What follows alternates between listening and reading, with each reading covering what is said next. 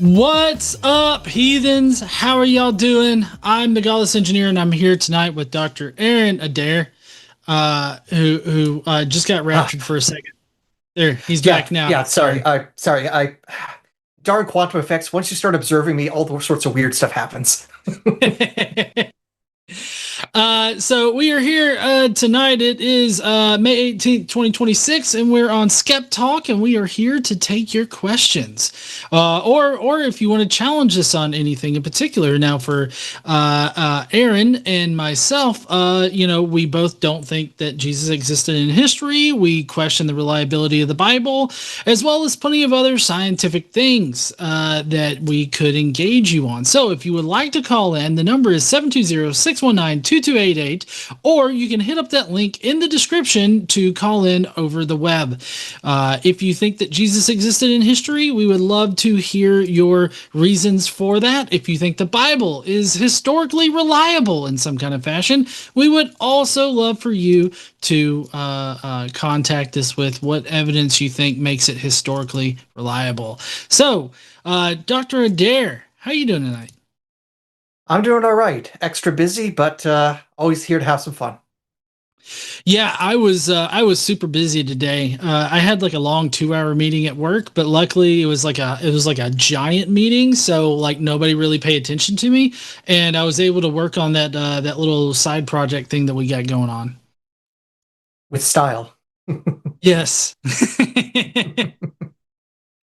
For those of you that don't know, and I'm going to try not to bore you too much, but both Dr. Aaron Adair and I, sort of independently at first, and then we started talking about it with each other, have been working on some stylometric analysis of some New Testament texts. And we're both trying to, break some ground in what we can figure out stylometrically. And that's essentially like the math of determining authorship and signature of an author, trying to detect that signal of an author to see who authored what and or potentially who redacted what in those cases. So that's we were fiercely talking back and forth today about different methods and different attack vectors, I guess. To the I didn't know I was coming across fiercely. I'll need to tone it down. Okay, maybe you weren't fierce, but I was over there like, how can we pin Thessalonians down? How the fuck can we do this? And if you happen to live in Thessalonica, we're not talking about you personally. True. But yeah. So other than that, Dr. Adair, have you been working on anything else interesting? Yeah, I've working on a few things all kind of related to this, but something that just popped in my head. It's an excellent meme. Have you seen the trailer for the upcoming Odyssey film? I have not yet. I really, I that's been on the backlog for me, and I really need to watch it. But yeah, the best take I've seen on it so far about it being historically inaccurate, and as if the story could be historically accurate, but pointing out that the person who's going to be playing Odysseus is Matt Damon, and this was pointed out in a meme. It's like, well, Matt Damon's going to be coming in with a Boston accent, which is not historically accurate because Odysseus is from Ithaca, so he should have a New Yorker accent.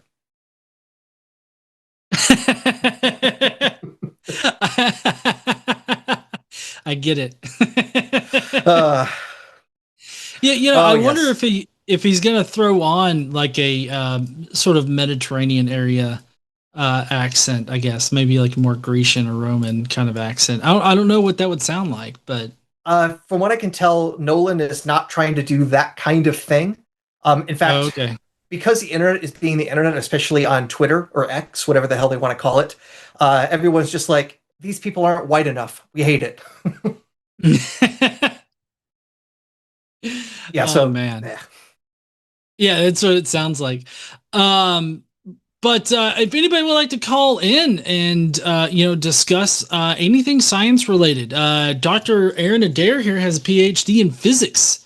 He is a PhD physicist, and he's currently working as a data scientist. I am a lowly software engineer, but I know how to do cool things with software. Yes, I try to make my software sing as well, but if you ask me to do a unit test, oh, you're gonna first have to tell me what that is, and then. I mean, I could definitely do that for you if you really needed me to, but if my manager asks for it, I'll come to you. okay. Tesla Ranger over there in the chat says, John, you've never played Assassin's Creed Odyssey, and I have. Now, I haven't played and beat it because I have not played and beat an Assassin's Creed. I think the Viking one. Is that Assassin's Creed? What's the Viking one called? I can't remember the Viking one, but whatever the Viking one was, I played through that one, and I eventually beat it. I committed my ADHD to doing that. Unfortunately, I have to confess, I have not actually played a video game, a beatable video game, since 2020. Oh, really? It's on my PS4. I went through the first chapter of Final Fantasy VII Remake, but I haven't played any games since. Too much else to do. Yeah. Oh, people are pointing out in the chat it's Valhalla. Yes, Assassin's Creed Valhalla is the one that I played, and all the way through. I tried to make my way the best I could through Origins and Odyssey, but there's just so much to do in those games. Like they just jam packed it so full of stuff. Like I don't know if it's my ADHD like getting like lost in like side quests and shit. But yeah, that was kind of crazy. Although I will say, playing Assassin's Creed 2, like the other Assassin's Creeds that are more linear in fashion, I was able to finish. And the one that was interesting there was Assassin's Creed 2, where it was based in Italy. I remember playing around in Firenze, and when I went to Firenze, that's Florence, a few years ago, we actually went to the big church that's kind of a prominent sort of building in the Firenze area, and I actually went there, and it was really cool. I was like, hey, I crawled up the side of that thing in a video game. I crawled up the side of it in a video game, not in real life. I've been to Florence once, and yeah, the fact that like half of the architecture was funded by one family is kind of insane. Yeah, another thing that was kind of crazy in Rome is that there's this, I believe it's a church that has like, oh, I can't remember how many Pope hearts, but it's got a bunch of Pope hearts. It's like 12 or 13 Pope hearts, like just stored in the church for some reason. Like, I don't know what compelled them to cut the hearts out of popes and store them in a bottle, but it's crazy. It sounds like an earlier version of Magic the Gathering if you want to have a white circle of protection.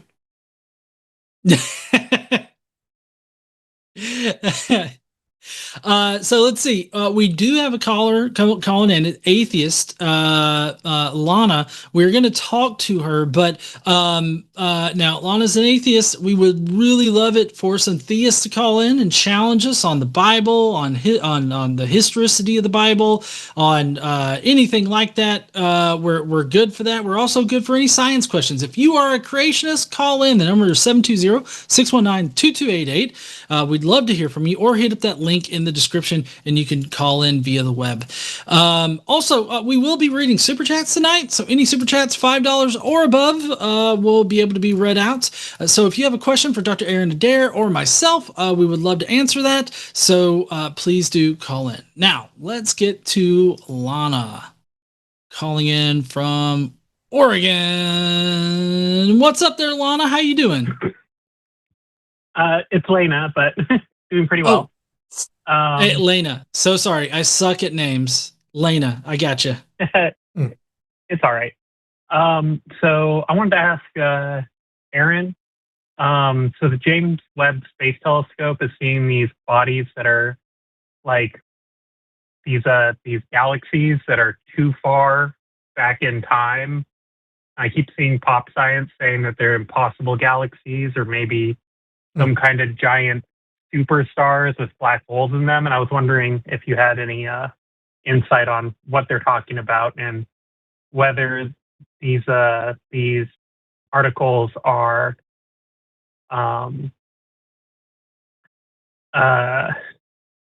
are like just throwing smoke and mirrors or being, overly dramatic, or if they really are something like really crazy interesting. All right, so I first have to caveat that this is definitely outside of my area of study. I don't get to do this kind of professional astronomy, so please take note that this is coming from someone with science training, but not this specific area. So with that caveat out of the way, my understanding of what the evidence is showing is definitely interesting. It is definitely pushing the science in ways that were not expected, but it's also being a little bit exaggerated in a few ways. So first off, the thing that we're seeing with these galaxies is that they look like they're too big and too bright for how old they should be. Now, it's not that they are so far back in time that they're like before the Big Bang. It's not like that. So specifically, we try to figure out how far away and how far back in time it is by looking at the galaxy, the light it gives off, and see how redshifted it is, which is basically an effect you get when objects are moving away from you, that the light gets shifted in the red direction in the same sort of way with sound. When an ambulance is moving away, when it's coming towards you, it's higher pitched. When it's moving away, lower pitched. Same kind of thing. Galaxies are doing this because of the expansion of the universe itself. So we can measure this amount of redshift, and because we know the expansion rate, we can say this is how far away it is, how far back in time it is. And the expectation is you go that far back in time, that relatively shortly after the Big Bang phase of the universe, you'd think there's not enough time to make big enough galaxies like this. All right, so how are these galaxies forming so early? Why are they maturing so quickly? Now, this is something that is not resolved. This is new and unexpected. So it is legitimately science pushing, science challenging. It's not challenging the Big Bang itself. That has been one of the things that's kind of been overblown. If we saw these galaxies and we said, hey, they date to before when we thought the Big Bang was, okay, that would be a problem. But that's not happening. So it's not that severe. Yeah, and there's a few... I saw one article that seemed to suggest that we were seeing an earlier universe, which I was like, okay, no way that's true. But, if it is, then that would be awesome. But otherwise... It's not a mainstream interpretation of the evidence, to put it the best. Now, what is going on here? Now, first off, when they say that the galaxies are too big, it's not that they actually have like a tape measure and they're seeing like how far it is across or anything like that. They're really, for a lot of these things, like these are just like overly bright red dots. And so how the heck are you talking about how big it is? And ultimately, what astronomers have used for a long time to figure out how massive a galaxy is fundamentally, well, how bright it is. And so there's this direct relationship that they would have between the luminosity of the galaxy and how big the galaxy is in terms of like how many stars it has, what's the solar mass of the galaxy, by just adding up all those stars together. But what if it's the case that the stars are just really packed in, or you have stars that are higher mass but fewer of them, so overall there's less mass but they're extra bright. One of the weird things is that stars, if you make them really, really massive, like much more massive than the sun, they get super bright, much more than if you just had an individual collection of sun-like stars, but also they burn through that fuel more quickly. The reason they're so bright is they're producing more fusion, and so their lifespan is only on the order of millions of years rather than billions or trillions of years, as other stars might be. So that's one of the things. Could it be that this mass-luminosity relationship isn't as strong as we think it is in the early universe? Totally legitimate thought. Is it some sort of weird effect with dark matter that we don't explain because we don't understand dark matter all that well? Could it really be that there are some supermassive black holes that are just like really churning out a huge extra amount of light? Because when you have a large amount of mass or spinning around a black hole, it produces light. Could it be that that's a source of it? These are all some of the questions that astronomers are going about and trying to answer. What are the sources of these unexpectedly bright, distant galaxies? And I do not know what the consensus is or what are the things that are ruled out, but those are the kinds of things that are that have been explored so far that I'm aware of. Oh, okay. So it might not be as game changing as we think. It's mostly just kind of like these are things we hadn't considered before. Is that what I'm getting? Like maybe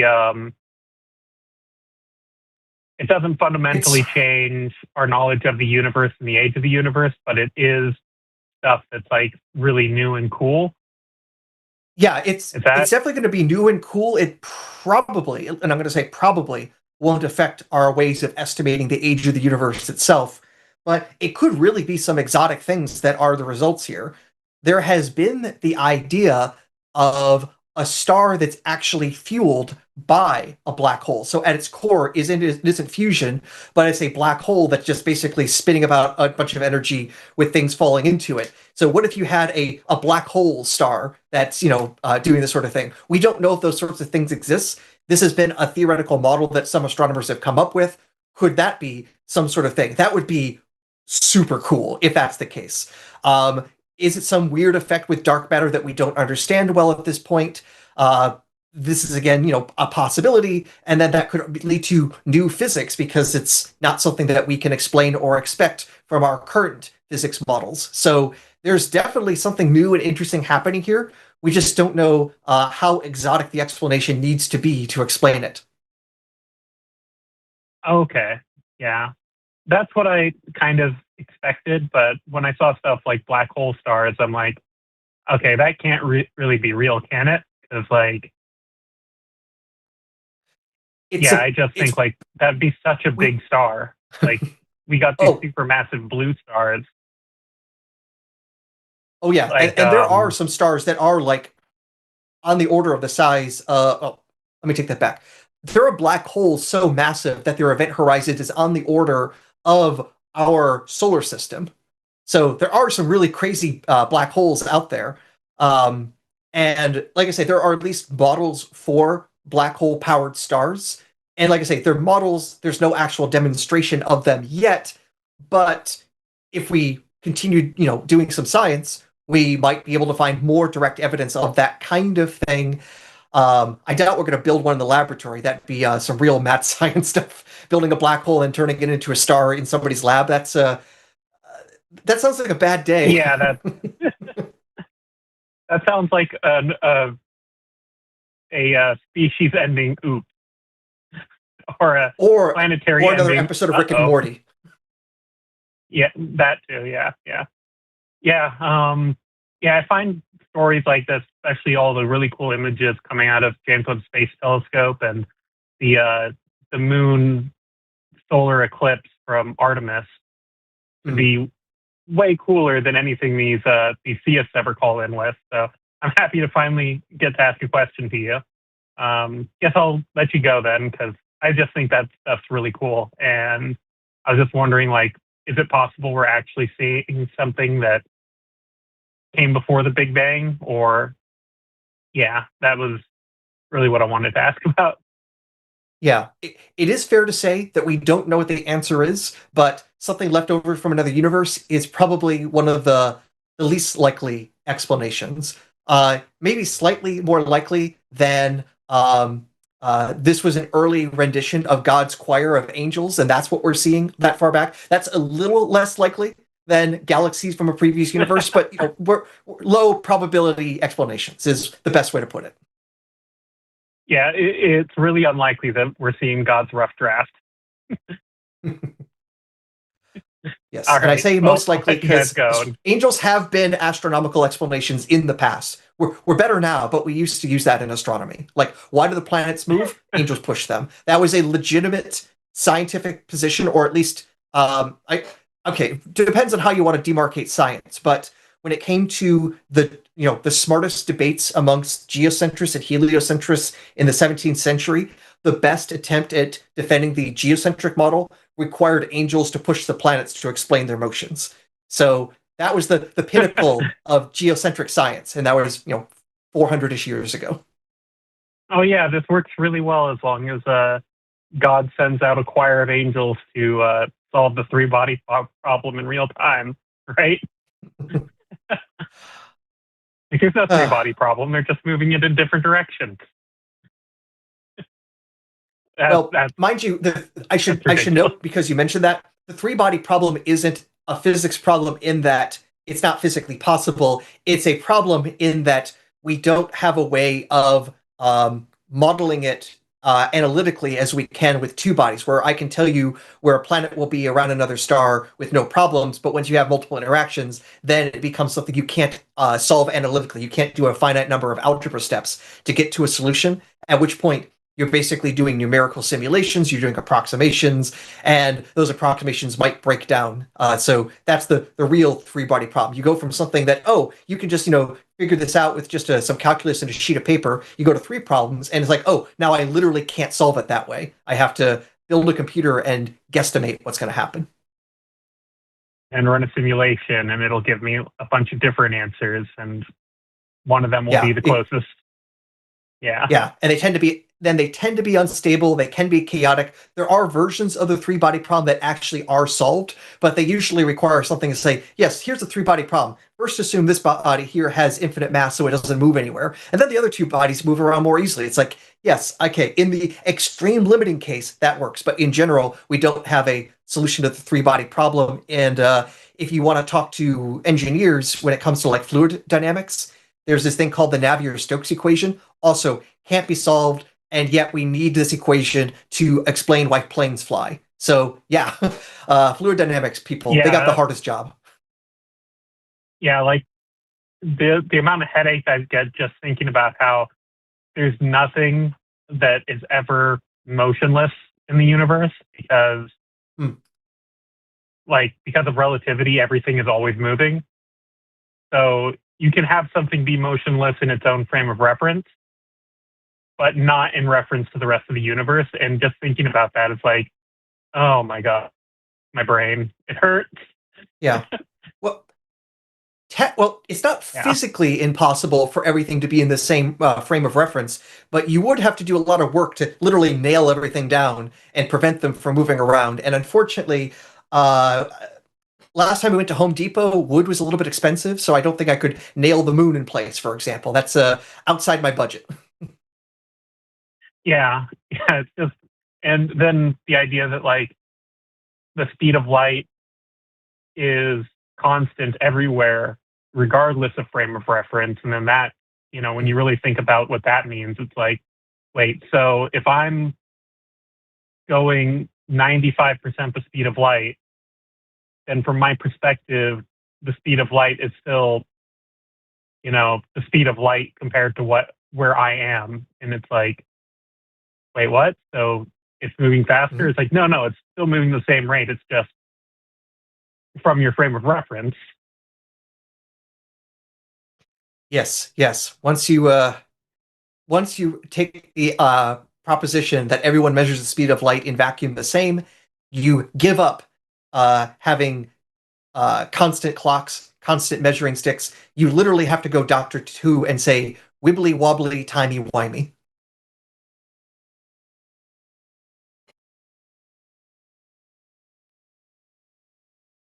Are you still there? The universe could have areas of it that are younger or older than other parts just based on gravity and how that affects time. And it's like from our frame of reference, the universe is 13 point whatever billion years old, but there could be places where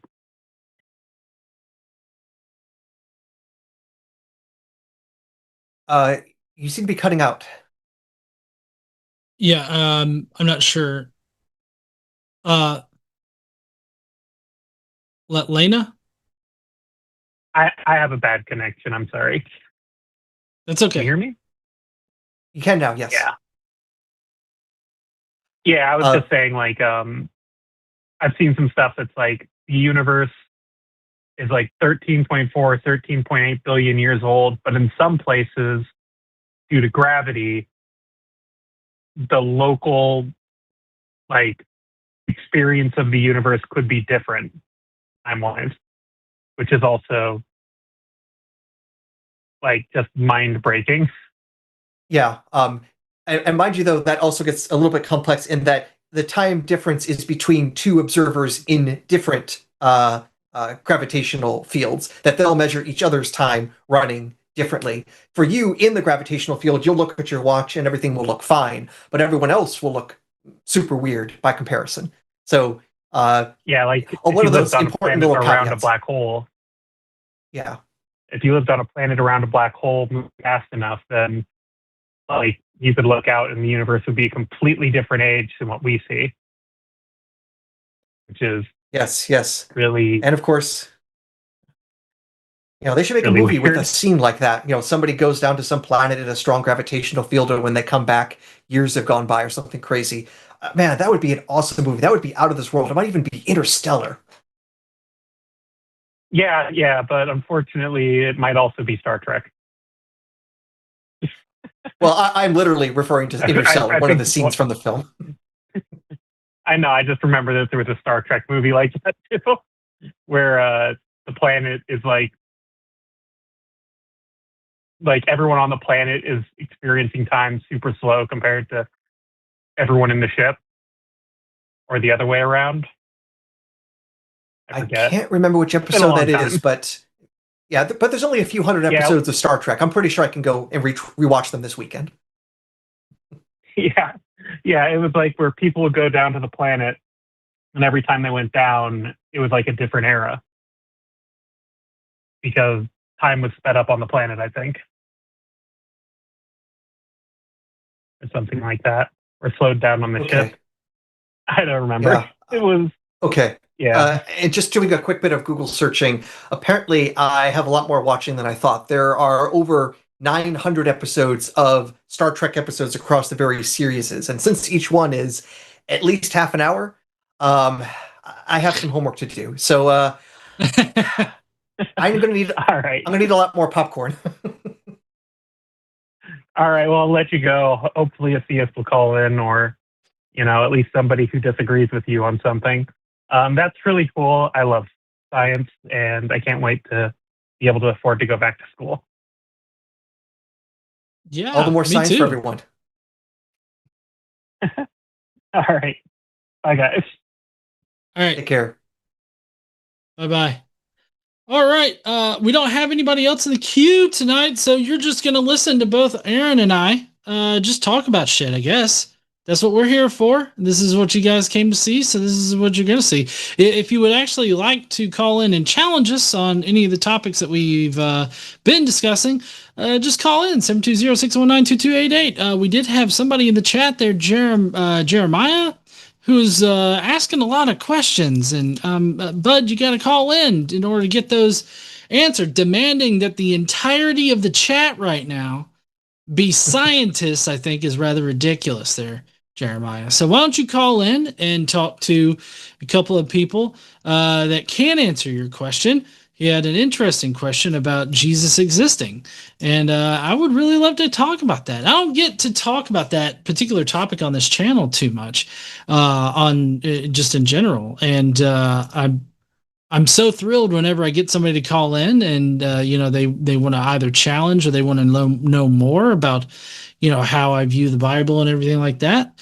I don't know. So maybe Dr. Adair, what do you think is the worst bit of evidence you've heard for the historicity of the Bible, like the historical reliability of the Bible? Oh, if we're talking the entire Bible, so Old and New Testament possibilities, my goodness. Because, I mean, when it comes to New Testament, the fact that people keep throwing the Shroud of Turin is pretty disgusting. But if we're going to do the whole thing, maybe the fact that over and over and over again, people keep claiming to find Noah's Ark, and that has become, I feel, almost like abusive in how embarrassing it is to evangelicals, because it's just like the same wrong claim for the same spot over and over again, and it just becomes this money pit for people to go around and say, oh yeah, we proved the Bible to you, even though we no, this is just some big mound of dirt, but we're going to come up with some excuse for why this mound of dirt is actually a boat. And that's why you should keep funding our ministry. That's the sort of thing that is both embarrassing to Christians that are being bilked out of this, and also the fact that thinking this is somehow proof and is going to disprove effectively all of science because the flood is so outside of what's allowed by geology or physics, or the fact there's no place to even put all the dang water. These are non-trivial things that you have to expect us to believe because there's a mound of dirt that kind of looks boat-shaped if you squint. Yeah, and I believe was that Ron Wyatt that initially proposed that? So Wyatt, we came to this one particular spot, already had some history. Originally, I think someone had flown over, took a picture, and they saw this mound, and it already kind of made them think about Noah's Ark because of its shape and its length. But Ron Wyatt was the first person to go there and claim, oh, we did excavation stuff there, and we proved it, and we found that there was like metal bolts and things like that, and eventually other people came back. Some of them even like from the original crew, like trying to continue to dig things up, and then realized, hey, there ain't nothing here. Hey, the geology doesn't make sense. Hey, this isn't wood. Hey, this isn't actually iron. This is just like normal rock which has some metal content to it. So, we're not doing really good scientific analysis for anything here. We're not calibrating the instruments over and over and over again. Man, this ain't it.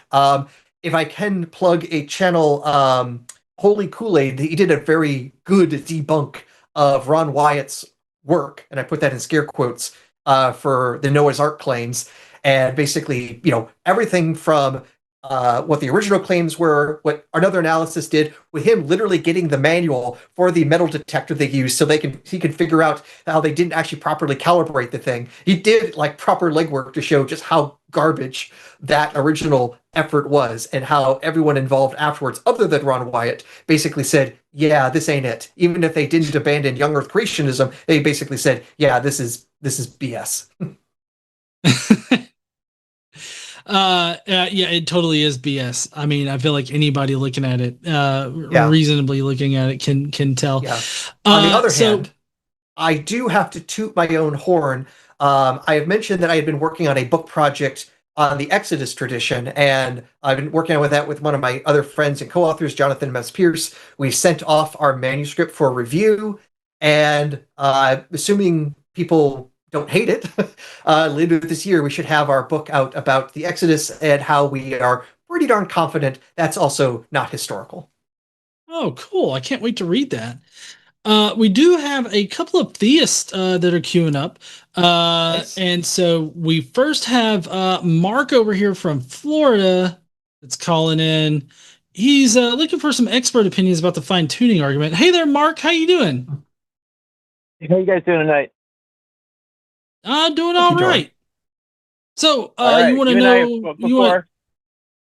I feel like Mark from Florida is familiar. Right. Sounds familiar. Well, anyway, I've just been watching a lot of content and reading a lot about the fine-tuning argument, and I still haven't heard a really good a response from non-believers or atheists. So I'm just curious what your guys' thoughts are. Well, my thoughts are it's pretty junk. What do you think there, Dr. Adair?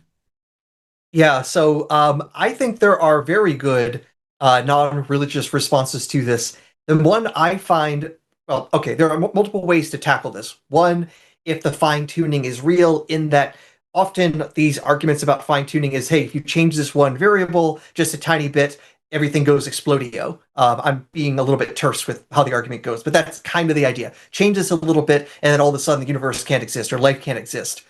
What if you change more than one parameter at a time? What if there's a complex relationship between them, so there are multiple sets of parameters that can give you the same kinds of results?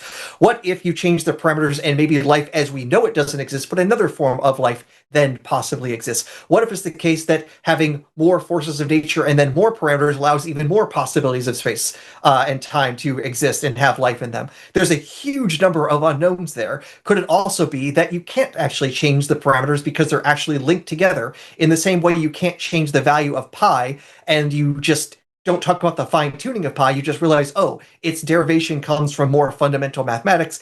Could it be the case that the fine-tuning, or sorry, that the constants of nature also have some sort of result for them that's purely geometrical or mathematical for why they have to be that value and nothing else? Now, all of that aside, here is the thing that to me is the real kicker. Fine-tuning is actually evidence for atheism. And now that sounds a little crazy, but here's why. On naturalism, could life exist in a universe that wasn't fine-tuned to allow life? I believe that's a question to you, Mark. Are you asking me right now? Yes, I'm being Socratic. If naturalism is true, could we find ourselves in a universe where the constants of nature could allow for life? Wow, that's a big question there. I mean, if naturalism was true, we find ourselves in. I guess it would. How would you define life? Just the way we talk about life as we could even keep it straight with just like carbon-based life forms that have to have homeostasis in order to maintain themselves and then reproduce. That basic idea of what life is. It doesn't have to necessarily be carbon-based, but something that maintains homeostasis and reproduces. That very basic kind of life definition. I mean, knowing that a lot of the universe is made of carbon. Yeah, I mean, yeah, it's absolutely possible. Or probable. Well, the thing is, could it be possible for life to exist in a universe given naturalism if the laws of nature wouldn't allow for life to exist?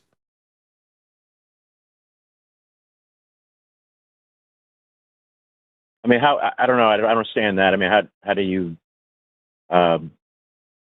make that? I don't know how you present yourself in that kind of world. I don't know. Well, I think you're actually realizing, if you were in a universe that can't allow for life, you couldn't be alive in that universe. It would be like me waking up in my bed and discovering I'm on the moon, and I'm not in a dome or anything. I'm just literally on my bed on the surface of the moon. How long am I actually going to be alive there? I'm not going to be. I'm going to be gone pretty quick. That's the kind of situation. Right. It's like, hey, under naturalism, I can't just be on the moon walking around like I am here in Massachusetts. That ain't going to work. So what's the chances that on naturalism, you can exist in a universe that is hostile to life existing? It's basically no chance. So on the other hand, could life exist in a universe that's hostile to life on supernaturalism? Basically, could God create a universe where the constants of nature wouldn't allow for life, but life exists nonetheless?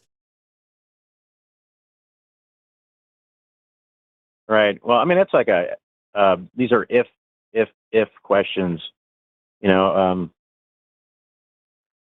Right. And this is how we weigh the propositions and see how the evidence looks. Right. We say, if this is true, what would we expect? If the other thing is true, what would we expect? And that's how we then try to weigh things. So we do need to do this if-then statement. Yeah, and Mark, wouldn't your argument from intelligent design require an if statement? I'm not sure if I even believe that either. I'm kind of like I'm skeptical. I was raised Catholic. So, indoctrinated early age. Same. School for, I went to school for 12 years, and you have to process. It takes you almost a lifetime just to process that, going through that. But I guess what I hear a lot of responses regarding this fine tuning argument, and they're all different. So they seem to be. I just feel like a lot of people's have such a varied opinion on this. It's like I haven't heard like a real something that convinces me that that's convincing. Okay. I guess from convincing. I don't know. Yeah. Well, in that case, let me try to complete the syllogism I'm putting together. Under naturalism, So under naturalism, the laws of the universe have to be consistent with life. And on naturalism, the expectation of seeing life or the universe fine-tuned for life is actually 100% expected because it can't be otherwise. On theism, that's not necessarily the case because God could have created life in any possible universe because he's all powerful. He can break the laws of physics. He's not bound by them. So if on naturalism, you 100% expect fine-tuning for life, on supernaturalism, you don't. That actually means it now becomes evidence for naturalism. It's actually what you would expect on naturalism, not what you necessarily expect on supernaturalism. So really weird, I know, but fine-tuning is actually evidence for naturalism. Yeah, because otherwise your God, whatever God definition you're working with, would be like constrained in some kind of fashion to the fine tuning of the universe. Like the universe is fine tuned for life. That seems to be like a constriction that is set forth either by God or by nature itself constraining God. So like it just ends up being like logically contradictory at that point as far as your definition of God goes. Right. Yeah. Well, I mean, I've heard this something similar, but I hear a lot of different things in response to this. Multiple. There's multiple universes. I'm sure you've heard that. It's possible. Many times. Possible. Yeah. So it implies that the universe, if there is a creator, the entire universe was created just for us human beings. Because we're conscious, we're alive, and life is. Well, if that were if I can push back on that, like, why is it that 99.99999 repeating % of the universe is uninhabitable to human life? Specifically human life, like Homo sapien life here on Earth, right? I mean, like if life pops up on another planet, there's no guarantee that it's humans or humanoids that are going to be developing there. I mean, sure, they probably could be, but I mean, if you're going to say that, the universe is fine-tuned for our kind of life, like human life, I mean, that's not even true for the planet. Like humans can't live on a majority of the surface of the planet because the majority, like a good majority, if I'm not mistaken, surface of the planet is actually water. We don't live in water. Do you live in water? Right. Yeah, I heard Neptune's pretty crazy too. Oh yeah, it's beautiful to look at. You're not going to live there. Right. Yeah, I mean, I guess the whole theist point of view, especially like Christian, is that the universe was created for us. This planet is a special place, that was fine-tuned for us. And it's just a lot to wrap your head around, I guess, given my background and where I came from. So let me point out as well, historically, you've had an easier time absorbing it because back in 1600, the Catholics did not take well to someone suggesting that the universe was infinite in size and there were all sorts of planets with people living on them. And when somebody suggested that, they burned him at the stake in the middle of Rome. This is what happened to Giordano Bruno in 1600, where he, among other heresies, declared the infinite size of the universe and that there are multiple worlds with peoples on them. So basically, he believed aliens existed. Catholic Church and the Inquisition said, nah, dog, go to hell.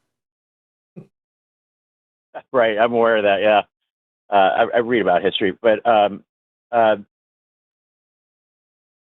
do you find this, both of you, do you find this something that comes up quite a bit when you're having conversations with theists? They always bring this up all the time. I mean, not all the time in my experience. Yeah. It does come up some of the time. I mean, so coming up, meaning that the conversation devolves to that. I would agree that it does do that on occasion, but because typically what somebody will do is they'll call in and they'll have one topic, and then that topic will fail, and then their backup topic will fail, and it just sort of like a domino effect, and finally they end up with screaming into the air like, "But what about life existing? You can't explain that." And Right. that's pretty much where it fell. I messed up my camera. Hold on.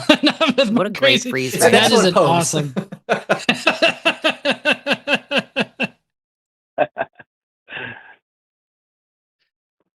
Oh, there we go. Okay, gotcha. Nice. I was too extra. But yeah. So I mean, it does on occasion. But my question to you, Dr. Adair, what do you think? I mean, I do hear this argument not too infrequently, but funny enough, Right. one other place I would like to point to, uh, if you're familiar with Skydive Phil Harper's YouTube channel, he's done a whole lot of really good content interviewing physicists and cosmologists about the cutting edge in the field when it comes to like theories of time, universes, other universes, what's the fate of our universe, relationship with theism. And he recently did a survey of physicists, cosmologists of a very large size to get their feelings of like, hey, what's going on with dark energy? What's the best explanation or interpretation of quantum mechanics, etc. And I think they had a question about fine tuning, if memory serves.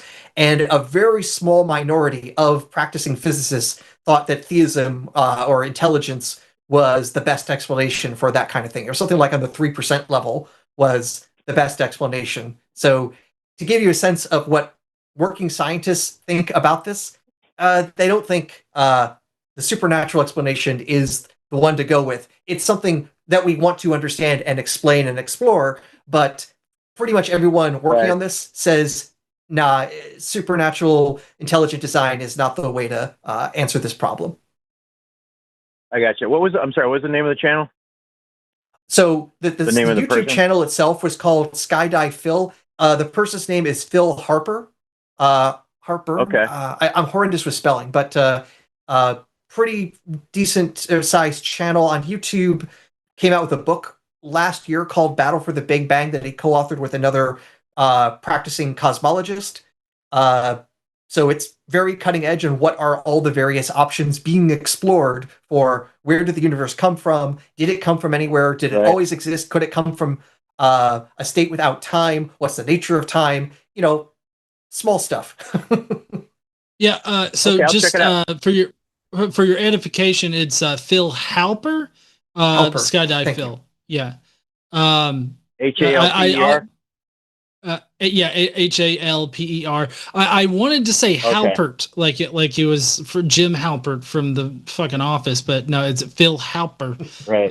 But yeah, I always forget Phil's last name, but Skydive Phil has got great content on this very specific question here. Right. But I'm kind of curious, Mark, I guess maybe your position. Is it that you can't, like, you're personally incredulous about a naturalistic explanation for like the universe, life, and everything that convinces you, or that you're just unsure about? Like I said, I'm kind of. I was telling a screener, I'm kind of like in the middle ground between theism and atheism or agnosticism. I'm becoming very skeptical. I mean, recently I don't know if it's getting to your question, but I'm questioning the Exodus that had happened, and a lot of it's from watching your guys' channels. But I mean, this is a big question. Yes, this is a big question. If that makes any sense.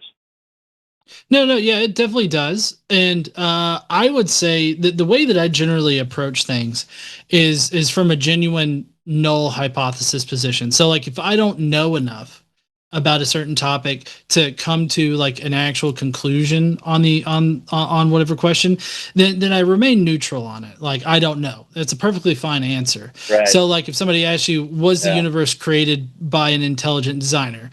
I don't know. I mean, that's not my answer. I do know. Definitely, I feel like we know that it wasn't, right? But from your perspective here, I think it should. You can't say for certain. Yeah. Well, no. It's not that you can't say for certain. It's that like an intelligent designer is a supernatural explanation. How many supernatural explanations can you name that have actually survived naturalistic explanations?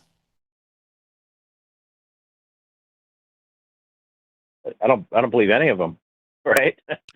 Right. So wouldn't you say Yeah. that it's actually better to hedge your bet on it being a naturalistic answer than a supernatural answer?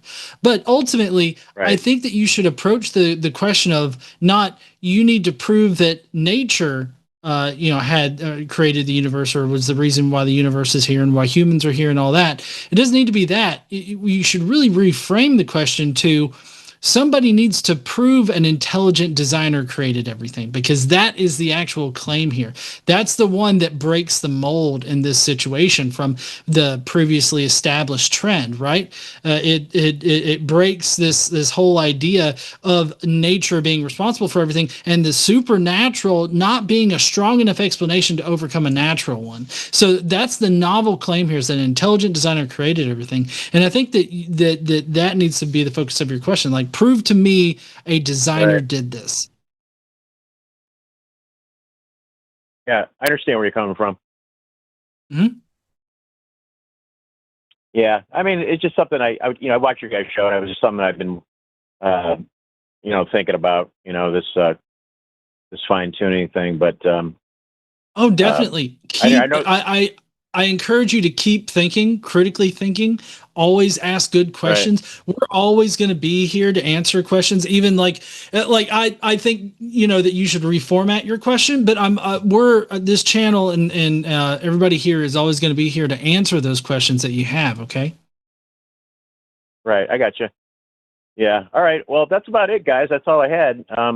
But enjoy watching the show, and nice meeting both. I mean, I met you before, Adair. I haven't met Adair before, but nice meeting you guys.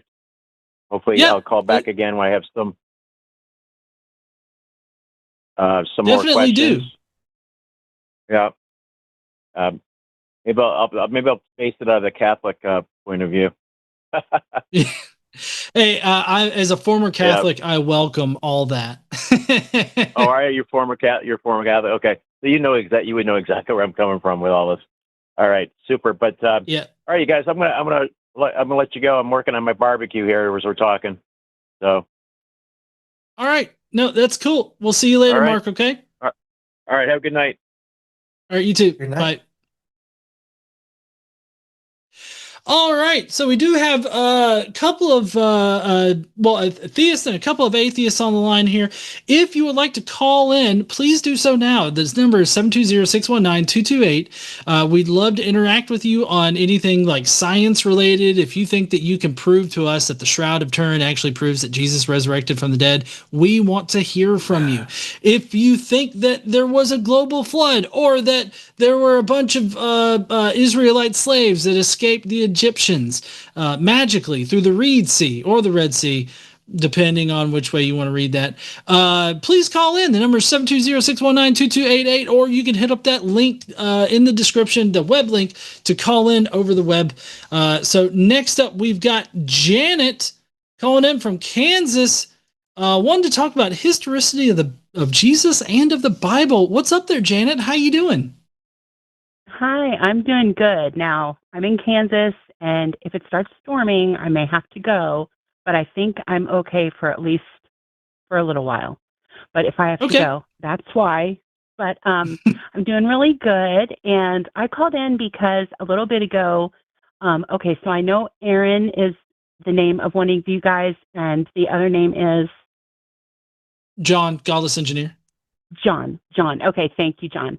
So, John, you were talking about how you didn't really get to talk about Jesus and the historicity of the Bible that much, and I like talking about that, so I figured I would call.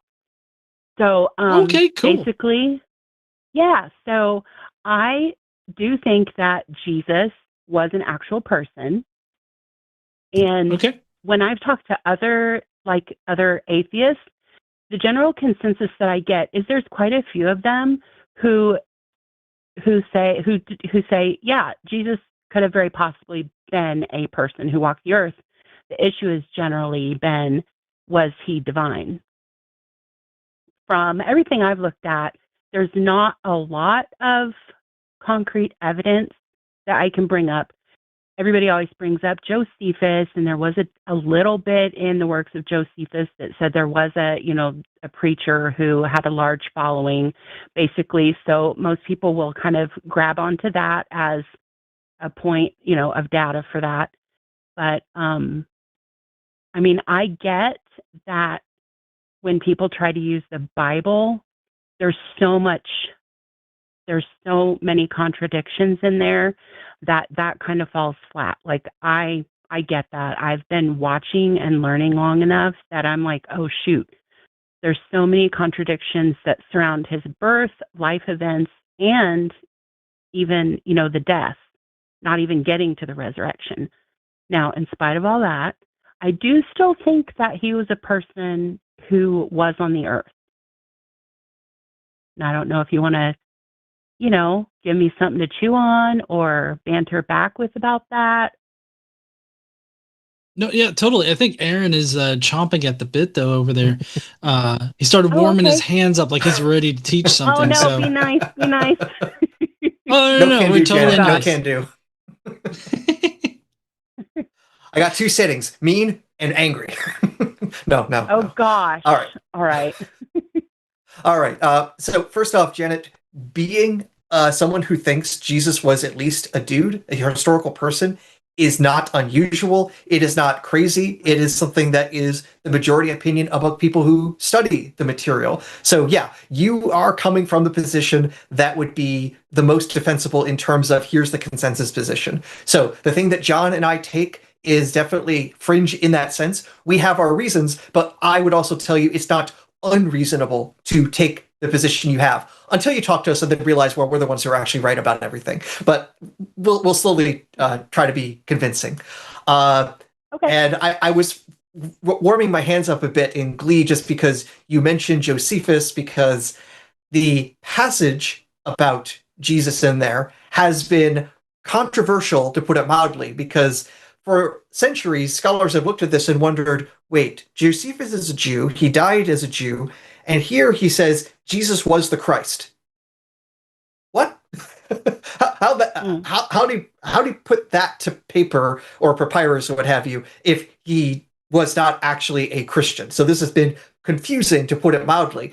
And we even have an earlier testimony that even says, now Josephus wasn't actually a Christian. He was, still a Jewish believer. It's like, wait, how could he have written this? And yet there's this commenter said that he was never a Christian. What's going on here? So the earliest reference we have to this passage about Jesus in Josephus comes from the 4th century from a church historian by the name of Eusebius, who has been pointed to as maybe the most likely person to have added this bit of text to Josephus. Because many people have looked at this, independently looking at this and saying, hey, stylistically, in terms of language, there's stuff here that looks more similar to how Eusebius writes than how Josephus writes. So there's been all this argument about the style of the passage as well as the contents, and it's gone back and forth, like I say, for centuries, if Josephus wrote anything about Jesus, and if so, what did he say? So at the very least, whatever this passage is controversial, and I'm working on reasons to think it shouldn't be controversial. It should be clear that Josephus had nothing to do with the passage. But that is work I am currently planning on publishing or trying to publish in the near future. So I hope you like Greek. I hope you like computers, because that's how I'm going to make people suffer when it comes to this. So you happen to jump into something I've been putting a lot of time into. So thank you for letting me get to toot my own horn, Janet. Yeah, awesome. Hey, that's cool. I did not realize that. So, I like to learn. I grew up in a very, fundamental church, and I'm 52 years old, and I just gave up creation, the whole creation stuff in the last 2 years, where I was finally like, hey, this doesn't compute. So everything, it's like relearning everything. So anytime I get a little nugget, I kind of pack it away and then go look into it. So, no, that's good. Yeah, and then for me, which I'm right there with Aaron on Josephus, but for me, as far as the Jesus's historicity goes, thank you, honey. As far as Jesus's historicity goes, it kind of starts off with the reference class that we put Jesus in to begin with, because I think that a lot of people, they want to put Jesus in a reference class that's already most likely to exist, but the problem is that that ends up ignoring some evidence that you really need to apply to it. And once you actually apply that evidence to your most likely historical figure, it actually is going to reduce your prior likelihood of this Jesus figure existing down to what we would have started out with as mythicists, which is a rank Raglan sort of class of individual. And rank Raglan is a folklore hero type. It's a classical hero type that characterizes a lot of different fictional characters as well as some historical characters from history. So the class itself doesn't rule Jesus out as being historical, but it definitely places him in the more likely to be fictional. And so what that means is that we would need good evidence in order to overcome that likelihood. And one of the things that's rather convincing to me is the fact that early Christianity appears to be a mystery cult, just like all the other mystery cults in the area. And most likely, more likely than not, they nearly never had any historical figures, if at all, at the center of their religion where they were venerated to the savior point, to the point of being the savior and providing everything that Jesus provides, right? And so once you consider all of that, it makes it incredibly unlikely that Jesus would have existed as a person, because that would be an actual novel claim. That would make them the outlier. That would make them one of the only groups at that time that actually had a historical figure. And at that point, can you start really analyzing the data? And if you wanted to go into some of that data, we can. But safe to say, I've actually been doing a number of tests on the minimal mythicist equation, if you will. It's a Bayesian equation. I didn't mean to rhyme that. It's a Bayesian equation. But I've been stress testing it. And from what I can tell, you have to flip an entire evidence, an entire evidence class.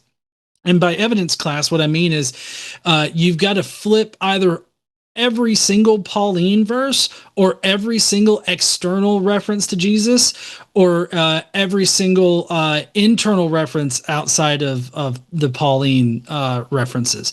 So like you have to flip by a whole category in order to make him more likely to be historical. So, like, for instance, I think the strongest evidence is Paul. A lot of times people think that, well, you just got to prove one verse in Paul proves that Jesus was a historical figure, and that proves that Jesus was historical, right? I can understand how that would work conventionally, like with conventional understanding. But if you actually think about how probabilities work, how ratios work, and specifically how Bayesian mathematics works, that's not exactly the case. In fact, my tests have shown that you have to flip every single Pauline verse to be more likely to be historical by a factor of like 2 to 3 times just to get it over the 50% mark. And to get it to the degree of it being like 95 to 98%, you've got to flip them by like 300 times. Like it's got to be 300 times more likely than not that these verses were generated by somebody that believed Jesus was a historical person. And I just don't think that we can have that kind of confidence. Yeah, that would be a high degree of confidence. I mean, I don't think I would have that much, I'm sad to say, but okay, that was a lot of information. So my brain is taking all of it in. I usually have to go back and watch these things when I get on here and have a conversation, because at the time it's kind of hard for me to process all of that information. But could I ask you, like, were you, what your history is with Christianity or anything? Did you grow up in any of this? Or, you said you were Catholic, didn't you? With the other guy that you were talking to, was that you? Okay, sorry. Yes. Yeah. I was Okay. I was the young Catholic. I'm not exactly sure Okay. what Dr. Aaron Adair's providence is. Where do you come from? What flavor of Christianity? I mean.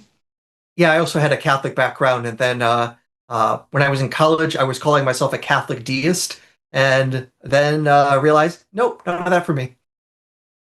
Okay.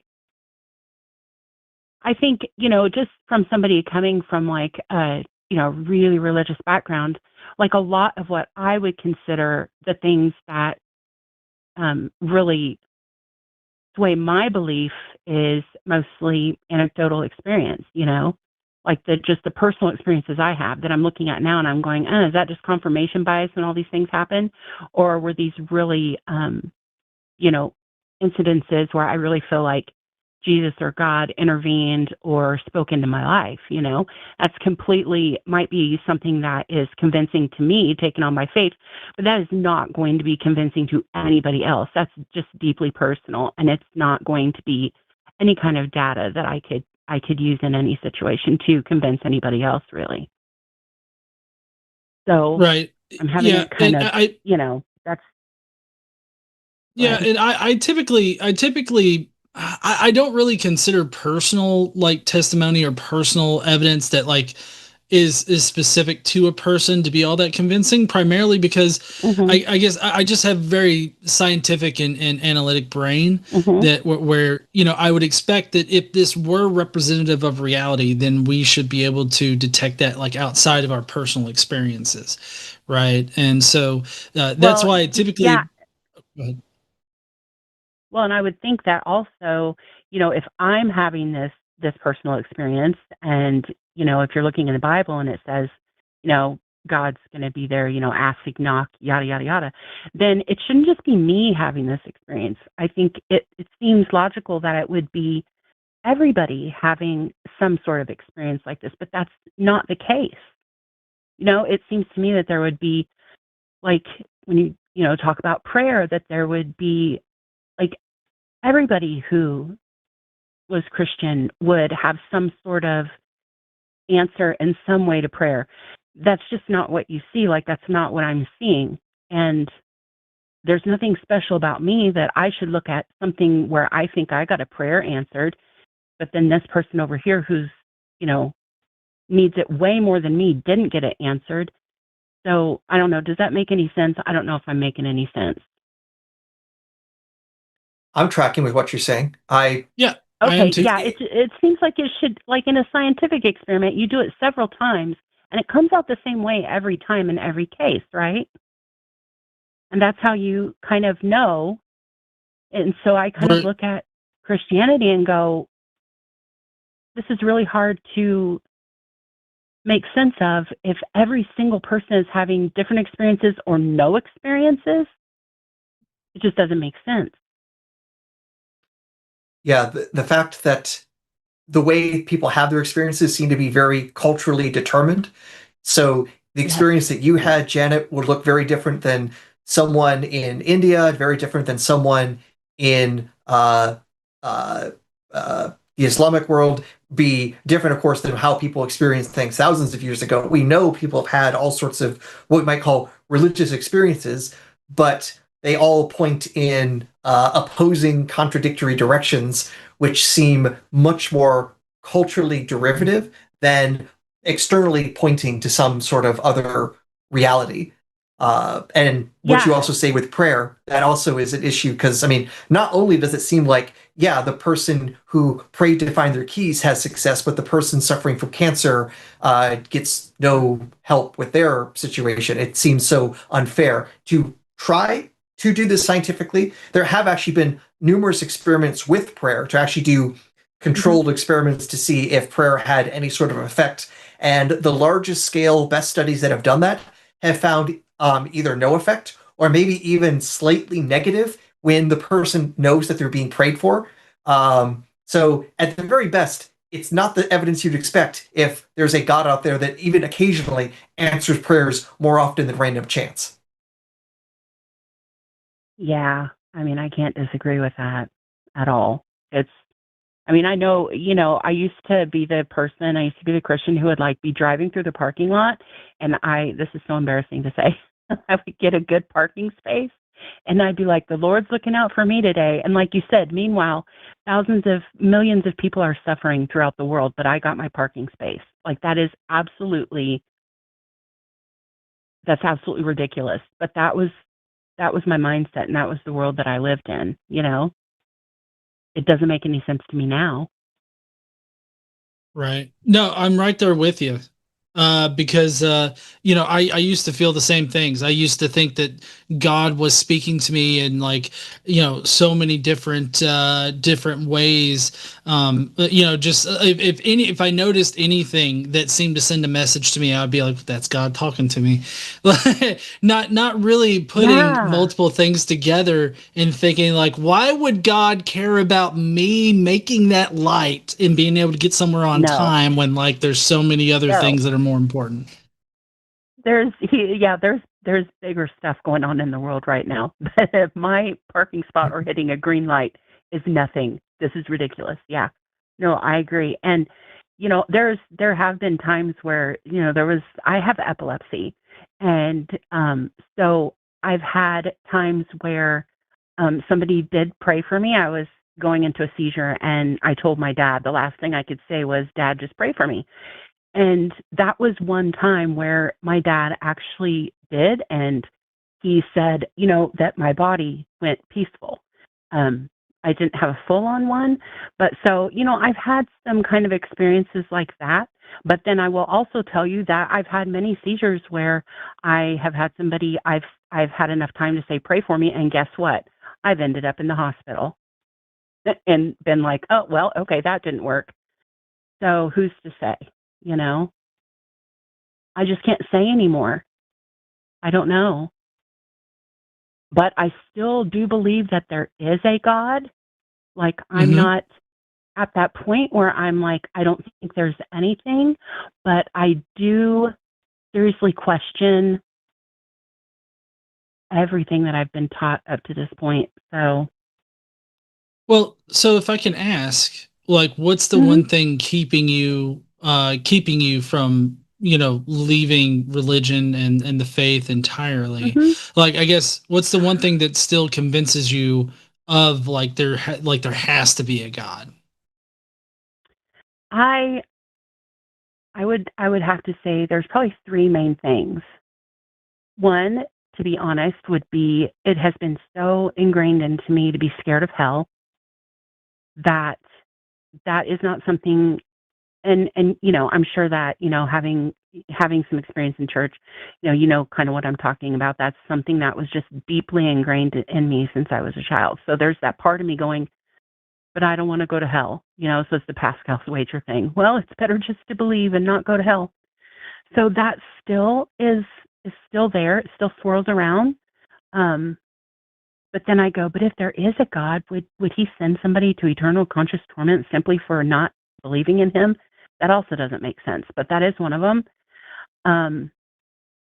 The other one is I just see I am a look at the trees girl.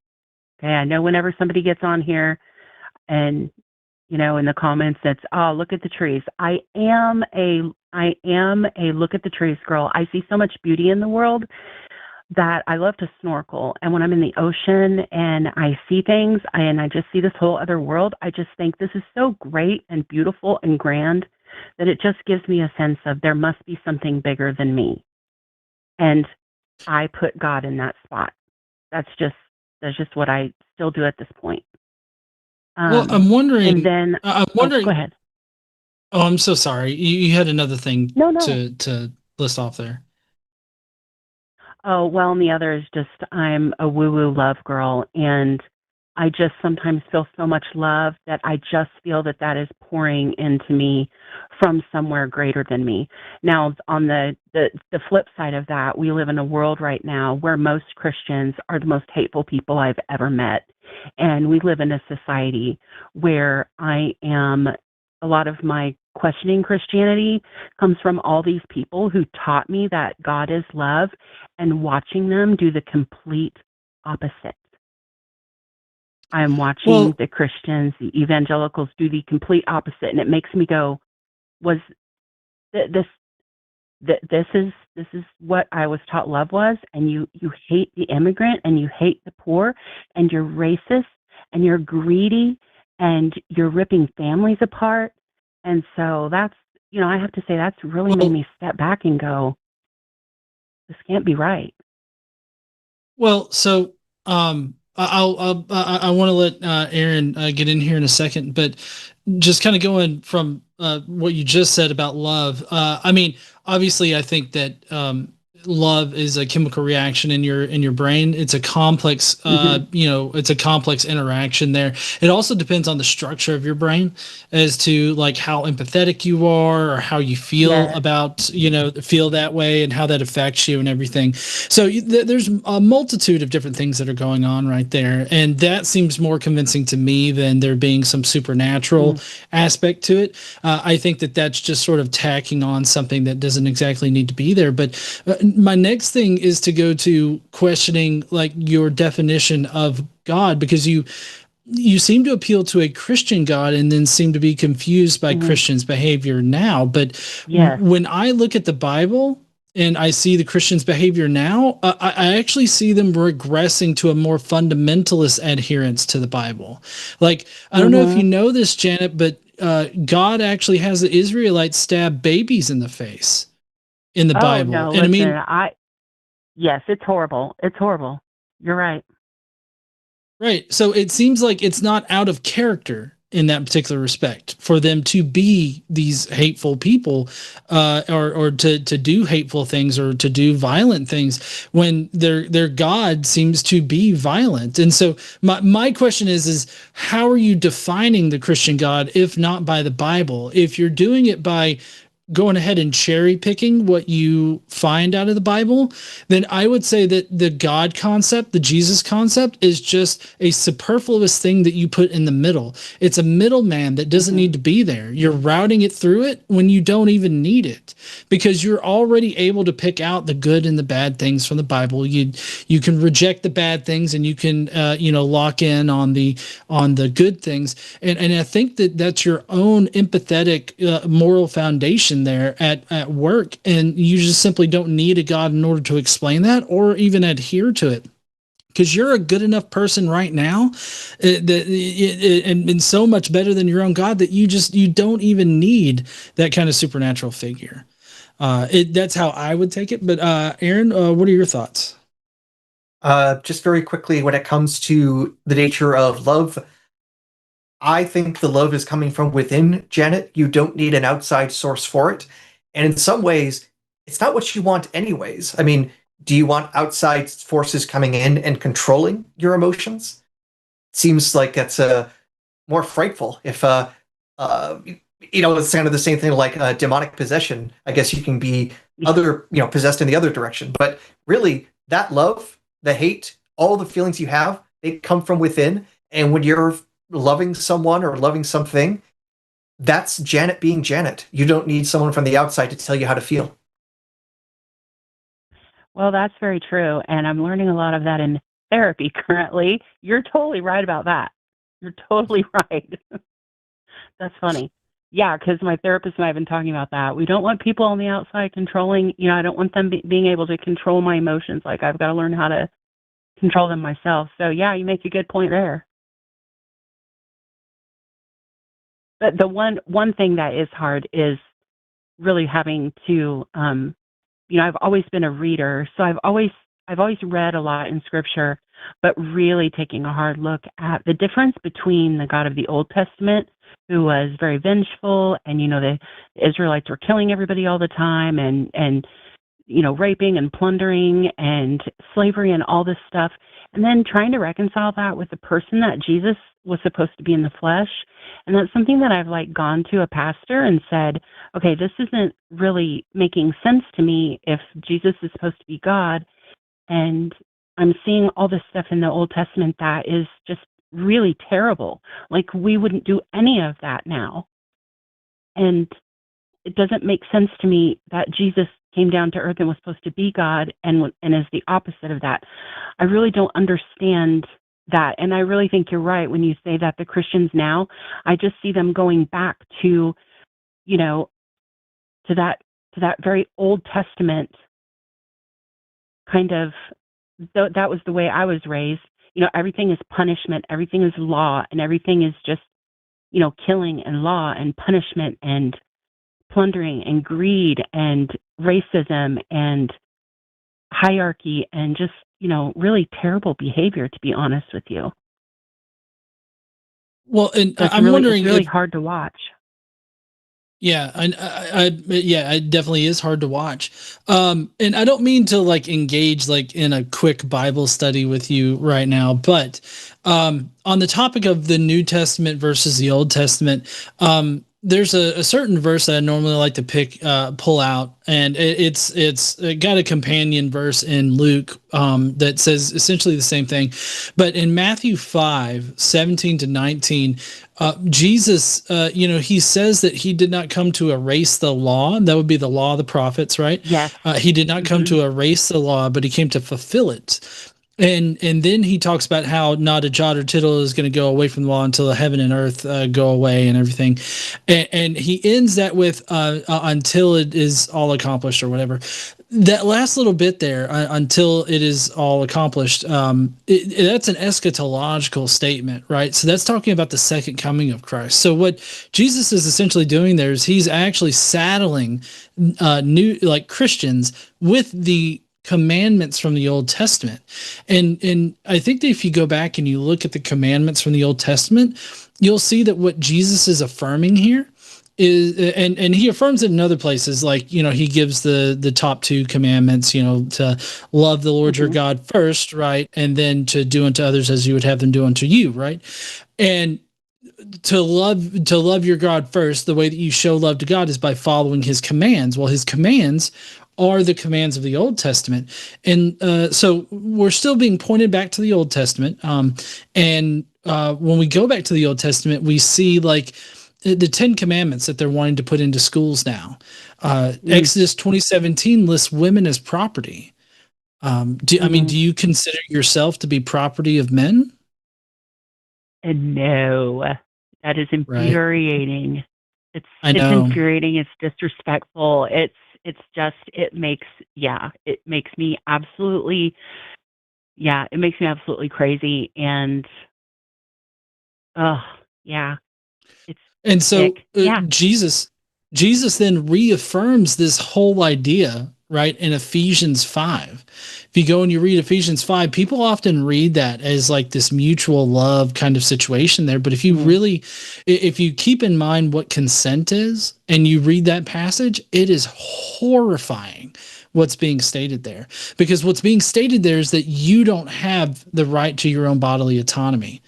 I mean, conversely, your husband, I'm not sure if you're married, but let's say your husband, he doesn't have the right to his bodily autonomy in that respect. But the way that this practically is produced is what essentially amounts to marital rape.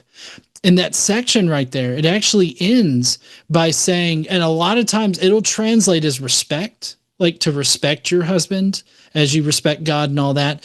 But the actual words that are used there, the Greek words that are used, it means fear. It's the exact same kind of fear that like you should put into your child, like the fear of God kind of thing. I don't know. I don't know what kind of Southern family maybe that you grew up in, but I know mine, the fear of God was definitely, I'll beat the shit out of you if you don't act right kind of thing. And so like that's the kind of fear that it talks about. And so when I hear people talk about, oh, Jesus was so loving and so kind and preached such good things, I can't help but to think about how he reaffirms all the horrible things from the Old Testament. And then he sets up an entire system that promotes marital rape and also teaches women that they should fear their husbands. And that's just only one aspect of like Jesus's teachings in the New Testament. There's also, I don't know if you know this, but there's also a particular point where Jesus essentially in a more modern tongue calls a woman a bitch and makes her beg to have her child healed. And so like when I consider all those things, I still am led back to this idea that you are better than the characters in the Bible, and you've already got an empathetic like moral foundation where you could sort out what is the good, what is the bad, and you adhere to the good already. But I'm telling you that you don't need that justification. Like, you don't need the Bible to inform you what is good, because you already know what is good and what is bad, right? And so that, I mean, that's kind of where I come at it from. I don't know. Do you have any thoughts there, Dr. Adair? I think what you said was brilliant and wonderful. The only thing I can possibly add is there's another book you could add to the pile of things the New Testament says that is not so nice, and it's pretty much the entire book of Revelation, where it goes out of its way saying just how vicious Jesus is going to be when he comes back.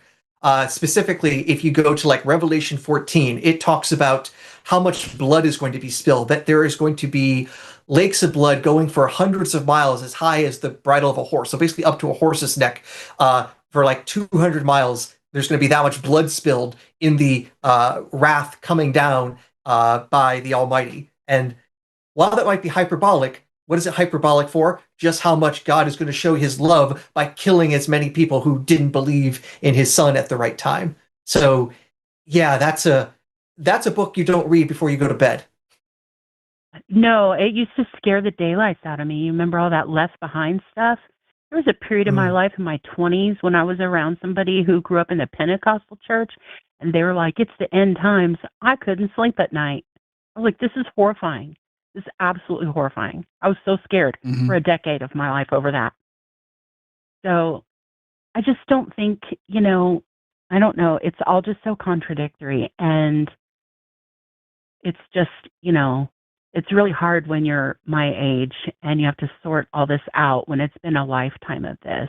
And I've gotten so much good, like I feel like I've pulled so much good out of it, and maybe that's just because I have cherry picked and held on to the things that were beautiful to me and moments that were beautiful to me with other, with people. I realized that, because I've read enough to know, oh my gosh, there were stories in there that they were not teaching me in Bible class. There were some horrible stories in the Bible. A brother who raped his sister. I remember when I came across that little story and I thought, well, I didn't learn that in Bible class. Yeah. So I think it was his sister. I'm pretty sure. I'm almost positive. Yeah, I believe that was Tamar, and I can't remember the brother's name. He was a piece of shit. Yep. Nope. That was, yeah. And yeah, I remember the day I read that and I was like, whoa, where did this come from? So yeah, it's a lot. It's a lot to think about. And, I watch a lot of y'all's shows. I've talked to Erica a lot about, and Forrest about like evolution and stuff. And I'm fine to let go, like, the creation stuff. That's just crazy talk. That is crazy.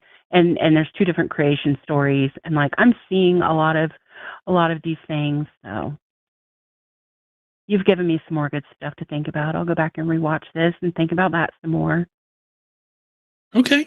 Yeah, and definitely call in. I know that there's some things that we've kind of left on the table here. Well, we do have a couple of other callers to get to, but I definitely suggest call in, another time and talk to different hosts and see what they think. Get a wide range of opinions on these kinds of things. And, I think that you're going down the right path. And I think that as long as you're critically thinking for yourself and not allowing other people to tell you what to think, I think that you're going to do fine. Yeah, well, thank you so much for the talk tonight. That was cool. Yeah, no, thank you for calling in there, Janet. All right, bye.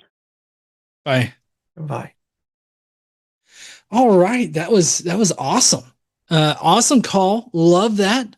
If everybody in the chat, I have been seeing some super chats come through. If you would like to ask us a question, make a point, join in on whatever we're saying and talking about here, do send in a $5 or more super chat, and we will interact with it here at the end of the show.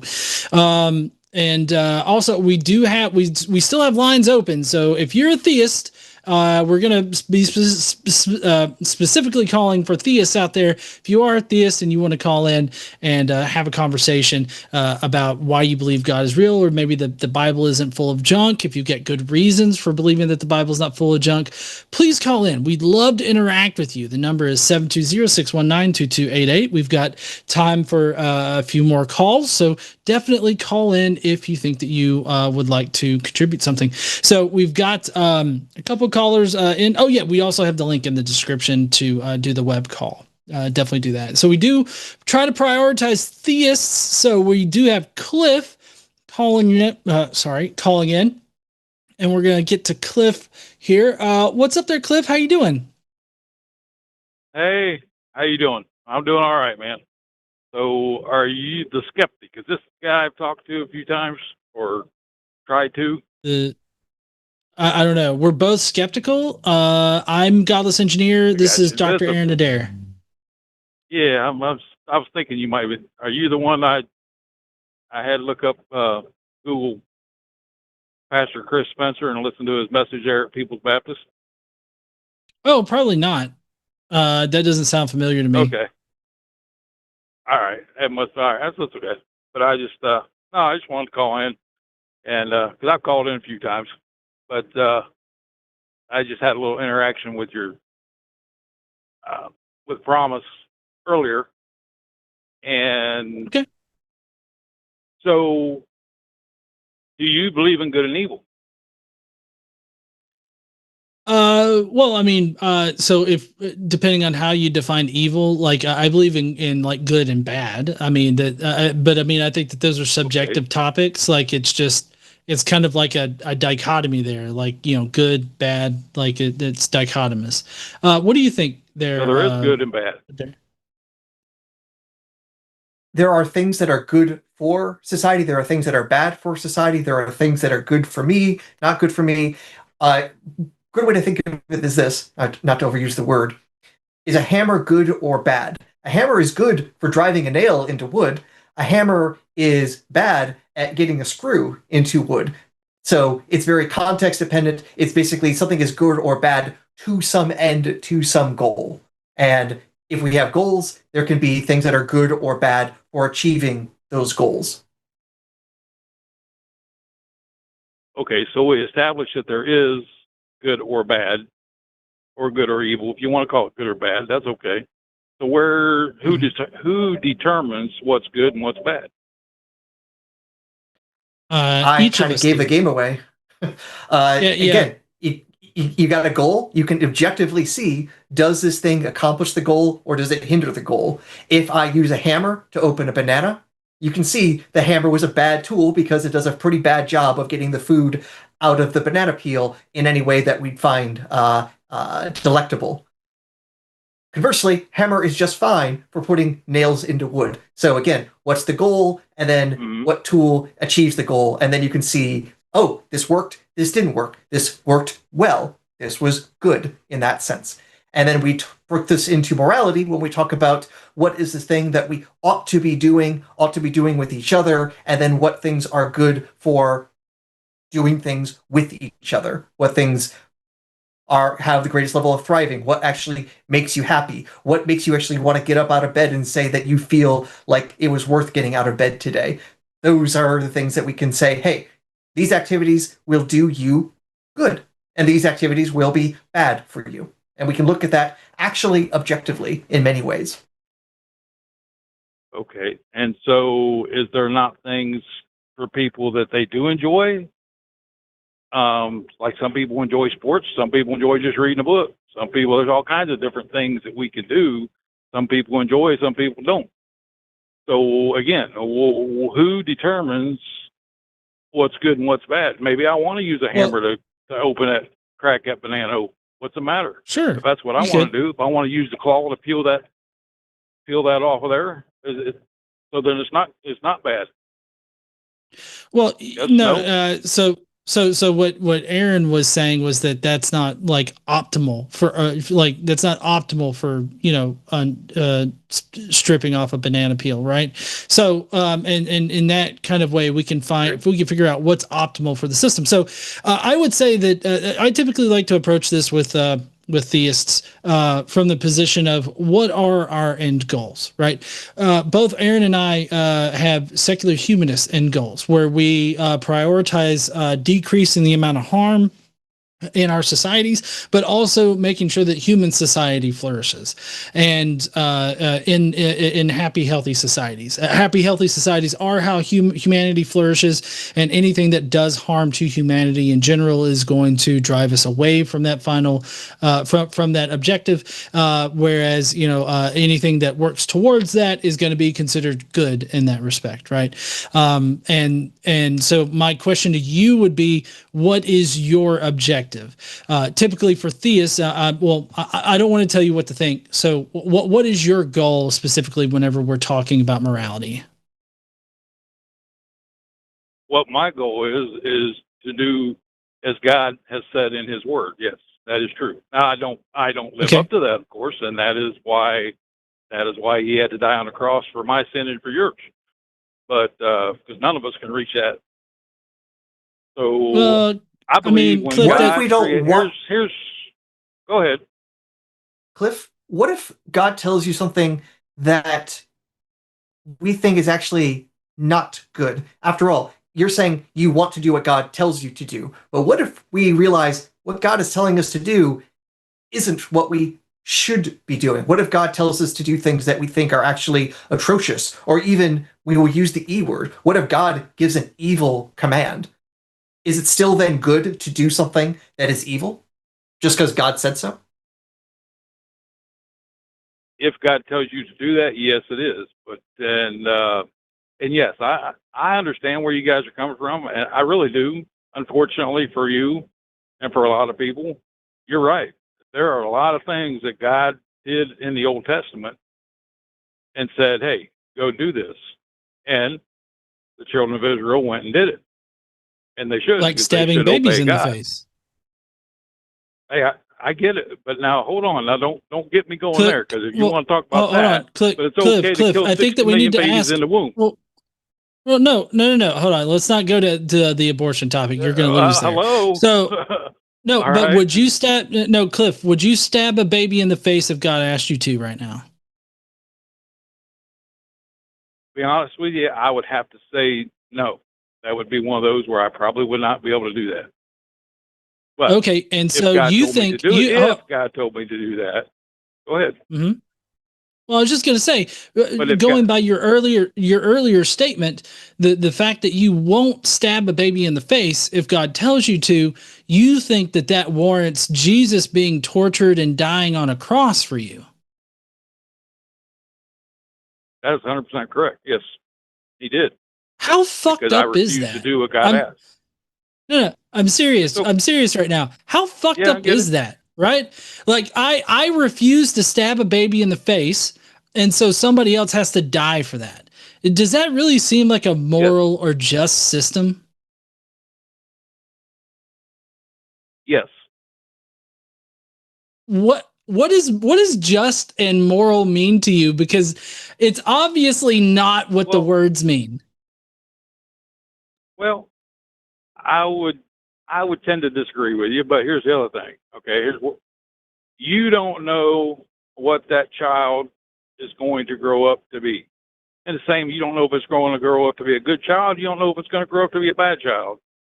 And no. Hold on. I want to stop this right now because, like, children, children, as far as like how they grow up, what kind of people they turn into, that's determined by a multitude of factors, right? What you're discussing right now is a predeterministic sort of point of view, and if you hold to a free will concept, then you don't want to go a predetermined sort of future, because that means that you have no control over your own choices, and typically that's an escape hatch for most theists out there, right? So we just need to cut off that right now. So you're trying to tell me that the omnipotent, omniscient God couldn't think of a better resolution for babies raised by another group of people than to stab them in their face and kill them? It's called sin, S-I-N. And from the beginning, there was no death until Adam sinned against God in the garden. There was nothing died. No trees, no grass. Hold on. How So does sin is not justify a moral killing thing. babies? Yeah, you did. You justified killing babies. Also, sin is not like a moral thing. That sin has no connection to morality. Well, I mean, so it overlaps morality a little bit, like it shares a little bit with morality, but the concept of sin itself at its core is not a moral concept. It's about how good of a little boy you can be for God. No, it's not. See, that's what you guys boil it down to, is the Ten Commandments or something, and that's not what it is. Our heart Right. No, is filthy before actually, a holy I don't and do righteous that. God. I don't boil it down to the 10 commandments there, Cliff. I do the full 9, the full 613 commandments. 47% of them are arbitrary bullshit. There you go. Okay, there you go. And there's the problem. The Bible says if you're going to keep the law, you're a debtor to keep the whole law. And we can't do that. So tell me, Cliff, do you sacrifice animals inside or outside the temple? See, you're going to ask me. I'm going to say they sacrificed them. I would think outside, but I'm going to say it had to be inside because they sprinkled the blood inside on the altar. And this seems normal to you. Like this is part of a moral foundation for you, that it's good to rip the entrails out of an animal, burn it to a crisp, and then sprinkle the blood on the walls inside of a temple. That seems like a psychologically healthy thing to do. All of those are pointing to the fact that Jesus was going to come and be the final sacrifice. Because after his sacrifice, so wait, Cliff, you're saying we had to kill animals to become a metaphor for what God was going to do to his son? Animals have to die for metaphorical purposes? Again, this does not sound like a healthy relationship between, anything, honestly.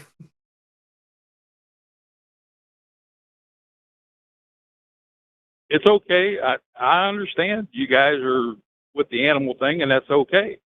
But the animal does not have a soul like you and I do.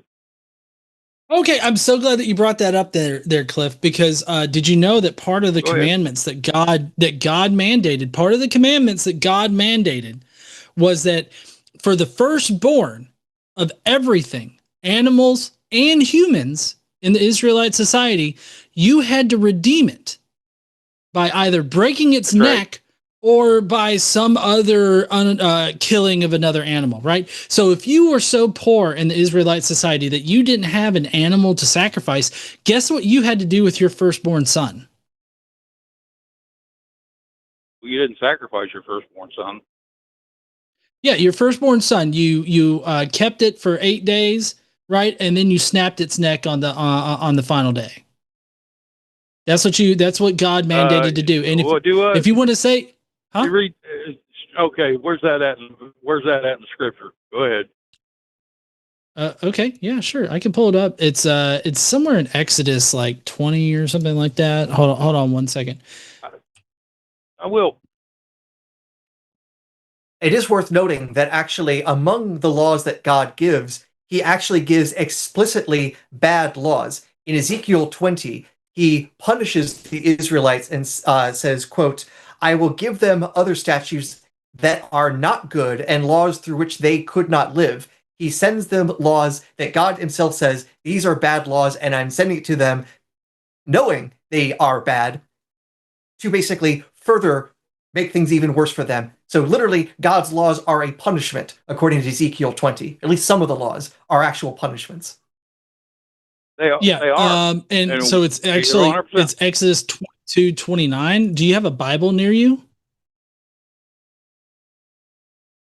Not right now, I don't, but go ahead and read it to me. I'll find it.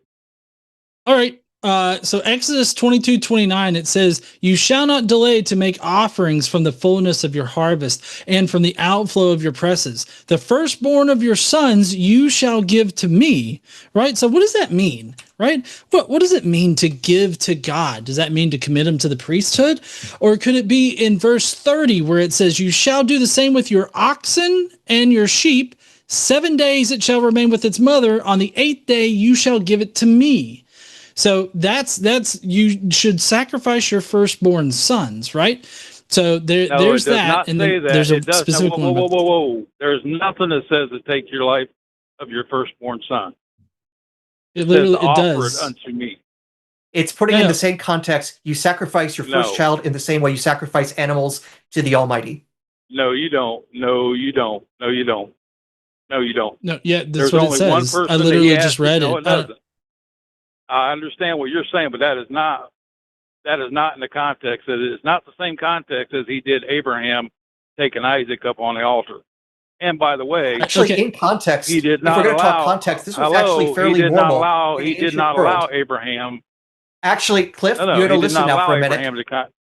Cliff, we're talking now the entire ancient world where child sacrifice was unfortunately normal. The idea was to make the gods happy. If you sacrifice the most important thing to you, your firstborn, this guarantees fertility for the land and fertility for future children. So it was actually rather common in many cultures to sacrifice your first child for the hopes that this will actually produce even more children. And what we see here in Exodus is this old law that treats your firstborn child in the same way you treat animals. They are offerings to God in the same way that those animals are killed. This is suggesting that this was the original form. Now, you can find other things that will try to change that, but this is apparently the older form, and then later folks came along and said, we don't like this anymore. But as is, most Bible scholars researching this will tell you, yeah, this comes from a time where human child sacrifice was normal.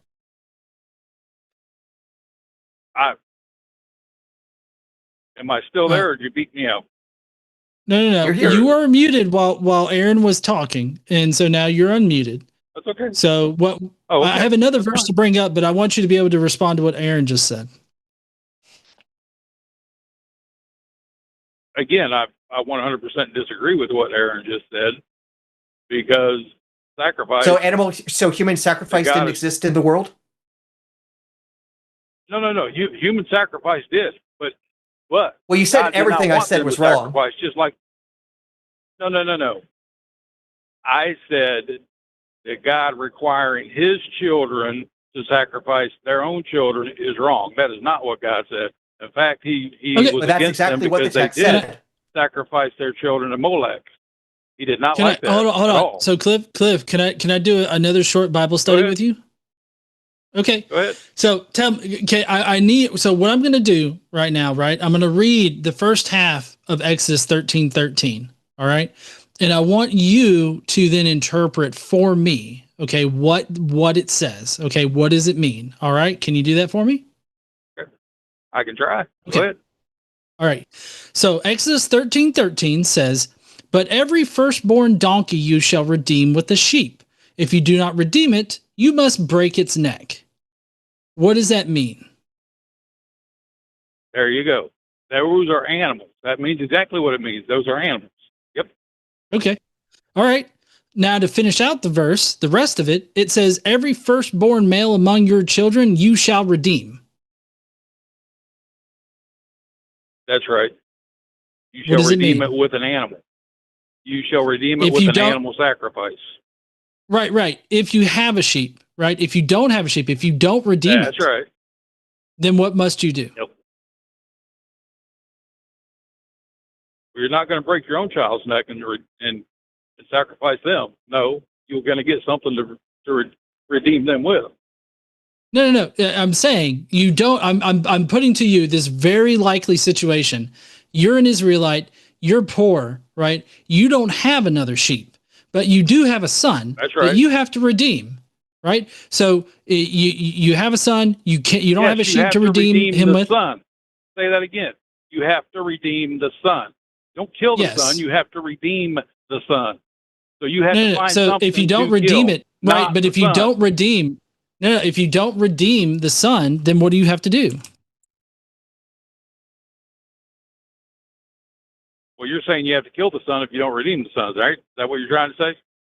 And that might be the case. But you're going to find something to redeem your son with. I can promise you that. I don't care how poor you are. You got to steal something to redeem your son. You're going to, at least that's my opinion. So you have to break a commandment? I mean, you doggone right if I have to break, man.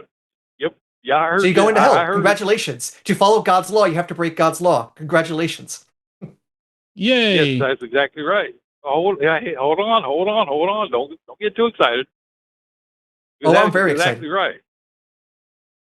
Oh my Everyone who is God! not- It gets better. Oh, can I finish reading this out? Yes, go ahead. Okay, so continuing, this is, oh my God. Okay, so I'm gonna start putting this in my normal conversation, like quiver here. So it continues after 13, right? When in the future your child asks you, what does this mean? You shall answer, by the strength of hand the Lord brought us out of Egypt from the house of slavery. When Pharaoh stubbornly refused to let us go, the Lord killed all the firstborn in the land of Egypt, from human firstborn to the firstborn of animals. Amen. Therefore, that's right. Yeah, praise Lord, bless God, right? Therefore, I, meaning the Lord, right? You recognize that, therefore that's the Lord talking, right? Can we confirm that? Yes, sir. Go ahead. Or so it says, therefore I sacrifice to the Lord every male that first opens the womb, but every firstborn of my sons I redeem, right? It shall serve as a sign on your hand, as an emblem on your forehead, that by that strength of the hand of the Lord God has brought us out of Egypt. Now, what that means is every male that first opens the womb is sacrificed. Them. But every firstborn of my sons I redeem. Them.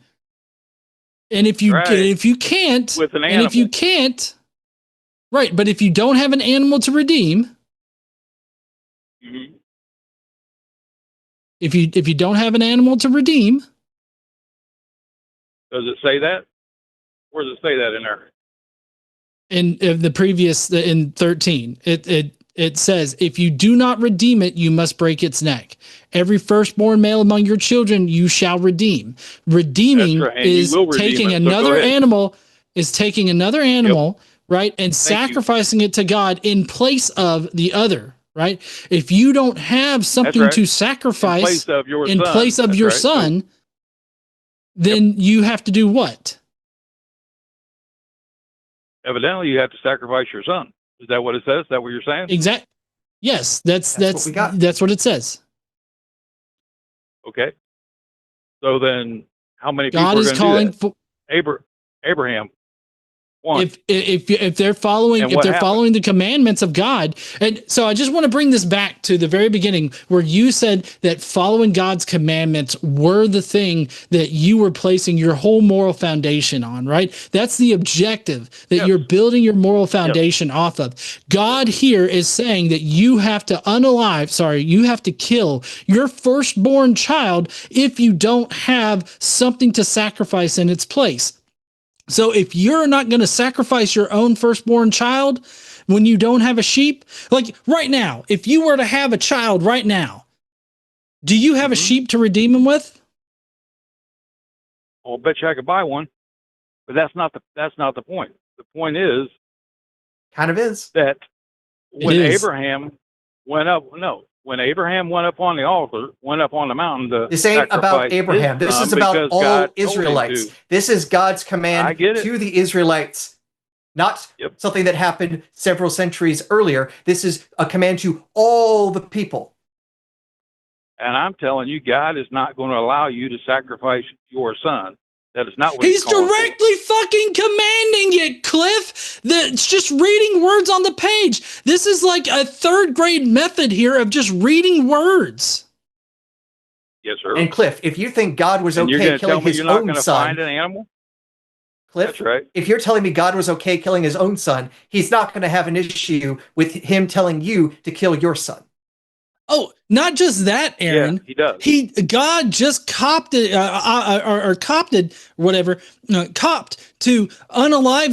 killing all of the firstborn children of Israel.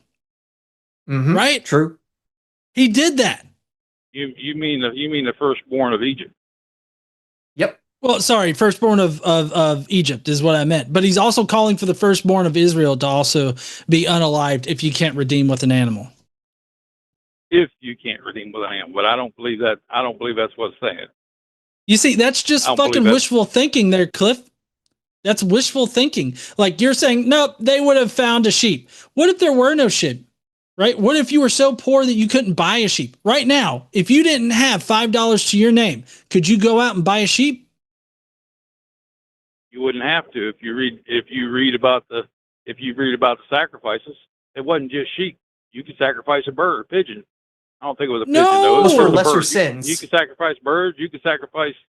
Yes, that's right. No, those were for different things. Like Aaron said, hold on, Clip. Those were for different things. This entire section opens up with the ritual. The ritual is every firstborn donkey shall redeem with a sheep. If you don't redeem it, you break its neck. You do the same exact thing for the firstborn male among your children. Right? You redeem them. If you can't redeem them with the sheep, then what is the natural thing? It's got to be redeemed in some kind of fashion. That's right, but not your child. That's what it says to do. That's exactly what it says, Cliff. That's exactly what it says. No sheep, no kid. Mm-hmm. Okay. Well, I'm going to give me a sheep. No, you're not understanding my hypothetical here. That's the incredibly likely. No, the incredibly likely situation that I'm bringing up. Hold on, Cliff. The incredibly likely situation that I'm bringing up is the fact that you don't have $5 to your name. I've been in that situation before. I've lived paycheck to paycheck. When I had my son, I didn't have enough money to go out and buy a fucking sheep. I'm in North Alabama. I don't know where to go and buy a fucking sheep. Right. But if my son was born and they were like, I'm so sorry, but here in Gilead, we've got to sacrifice the first one unless you have a sheep. Do you have a sheep? And it's like, well, fuck it. Bring my sheep on me right now. And so then they just break the little fucker's neck. Right. So that is the Gilead that you're looking to serve. That's the society that you're standing for right now. And I just you're saying that you would not do that, which would end up with you on the wall. Yep, in the Old Testament, yes, it would. In Gilead. In Gilead. Yes. The Gilead that you're standing for right now, like the fictional Gilead, the land where they put God's commandments and God's needs before the needs of other people. That in the Handmaid's Tale and in the testaments out there that's going on right now, that is the place that you're talking about. That's they put a focus on God's commandments, right? That's what they want. Okay, so if you're going to sit there and tell me, right, it's all Old Testament that you're saddled with because of Matthew 5:17-19, as well as Jesus saying that the greatest commandment of all of them is the fact that you have to love your God. How do you love God? You keep to his commandments. What are his commandments? Well, one of them is to sacrifice your firstborn child. If you can't sacrifice a sheep. A little bit farther, hold on. If you read a little bit farther there in the New Testament, you'll find out that the lost are the only ones underneath the law. The Christian, the blood-bought, born-again Christian, is not under the law anymore. We are under grace. Do you remember the story? The Gospel of Matthew says those who don't follow the law will be the least in the kingdom of heaven. Matthew says, yep, you're right. So do you disagree with Matthew? No, the law is not done away with, but we're not under it. If we're saved, we're not under it. So it's there, but it's not there. That's not a contradiction. Now, hold on. We who are keep saved the law, but don't keep the law. Debtors. Hold on. We that are saved. Here's the thing. Are not You're going with the Bible that happens to contradict itself. We're pointing out the part. And by the way, Cliff, this is also kind of ridiculous because if you were saying whatever God's commands are good, then you have to realize, well, then why does the entire Old Testament exist if you think its laws are terrible? If you think God will only give good commands, you have to explain away basically the entire first half of your Bible. No, I don't have to explain it away. You just said that was Old Testament stuff. So guess what? You did just try to explain it away. If the laws of God are good, they don't have to be explained away. Good laws are good. They're clearly good. You don't have to explain why they only happen to look bad or why we don't have to worry about them anymore. Bad laws are the only kinds of laws that you have to do this kind of apologetic for.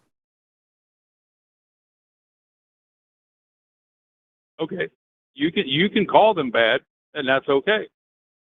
You're the one trying to run away from them as fast as you can.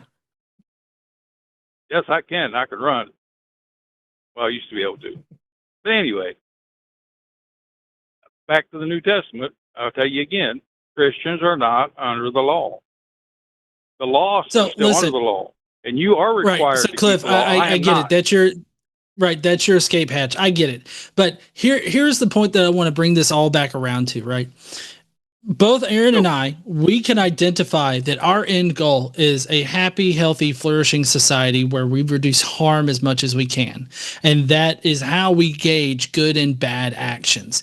You, on the other hand, want to put God first and do what God wants, which is obviously, as we've been demonstrating, sometimes completely antithetical to our position. So like what we would say is good or bad is going to be just by logic antithetical to your particular position here, because your position is to please God. What does God want? God wants the sacrificing of small children. God wants you to, stab babies in the face. There's no way. I would love for you. Tell me this, riddle me this there, Cliff. Make a coherent moral argument as to why it's bad to go to another country and stab babies in the face, of somebody, some country that has a predominantly different religion than you.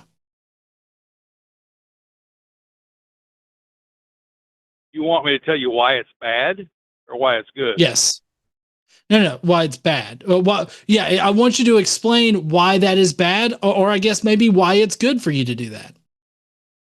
Yeah, well, number one, in today's society, let me rephrase that. Not today's society. In the New Testament era, it is wrong to do that 100% wrong. I don't need to go to anybody else's country and go kill babies. In fact, I don't believe we kill babies in this country. That stuff ticks me off. But anyway. That was actually pretty normal in the past. Mm-hmm. Do what? To go into another country and slaughter, kill, rape, pillage, that was pretty normal for most of human society for most of the time. It's only relatively recently that we have pushed back. There you go. Say that. For most you said in New Testament society. times this wasn't the case, but guess what? It was that kind of way in New Testament times. So again, you have confused a lot of history to make this try to work.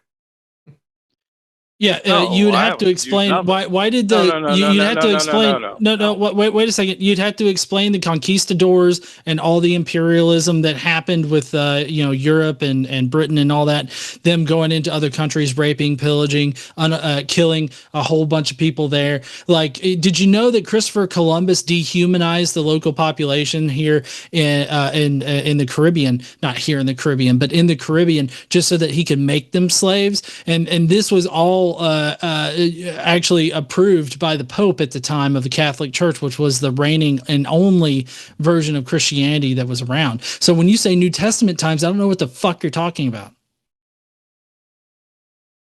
Yes, you're talking about the right times, the New Testament times, and you're talking about them. And no, God did not ordain that, not in any way, shape, or form. And Catholics are not Christians. And if you Google it real quick, you'll find out Catholics. No, they're not. No, they're not. How and they only not? started. I'm just getting right. Hold on. Go ahead and Google it real quick. They did not start calling themselves Christians until about the 1950s. They were always known as the Catholic Church. They've only taken on the name Christian when it became beneficial to them.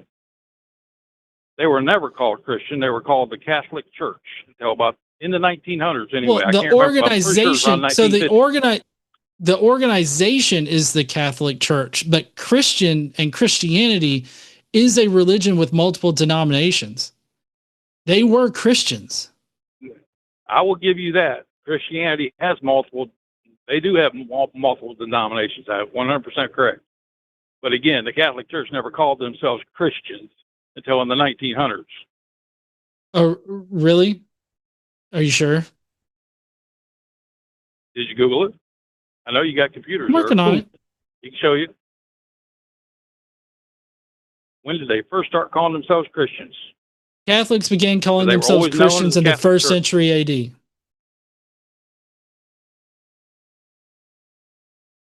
Okay. See, I was wrong. Okay, yeah, I don't you're know wrong. about that. Yeah.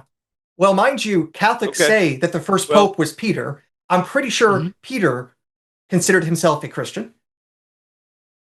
Oh yeah, Peter was a Christian, but Peter was not the first pope. And according to Catholicism, Peter was the first pope, the first bishop of Rome, basically the first Catholic church leader in the, I'm shaking at my least head. that's No, how Catholics put themselves.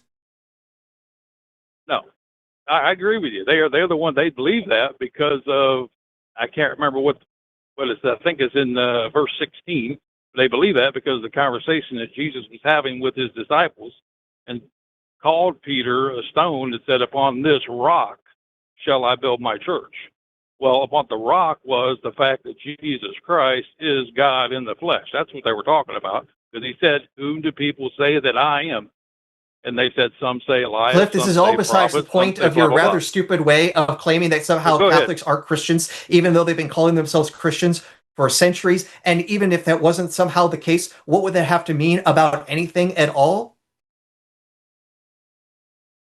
I thought we were talking about Christians. But go ahead. And guess what? Catholics think they're Christians. Catholics use the Bible. Catholics claim they have Yep. a rather strong relationship with God and Jesus, and they have used that power to justify mass levels of Doing wicked enslavement, things. genocide, Yep, I agree. conquest. Yes. Oh, I agree, 100%. I do agree with you. That don't mean they're right. There's a lot of people claim this or claim that. That don't mean they're right. Oh, Well, okay. it's So an interesting thing then.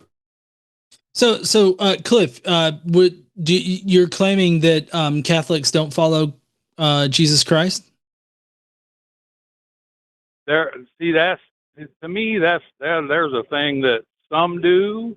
They claim they do, but I have talked to different ones, and yes, there are different people that say, yeah. Our priest teaches that salvation is through the shed blood of Jesus Christ, and then there's other ones that no, we got to do this, and we got to do this, and we got to do this. No, so different. Oh, so you're talking about there's Catholic a difference. churches There's a teach different. things.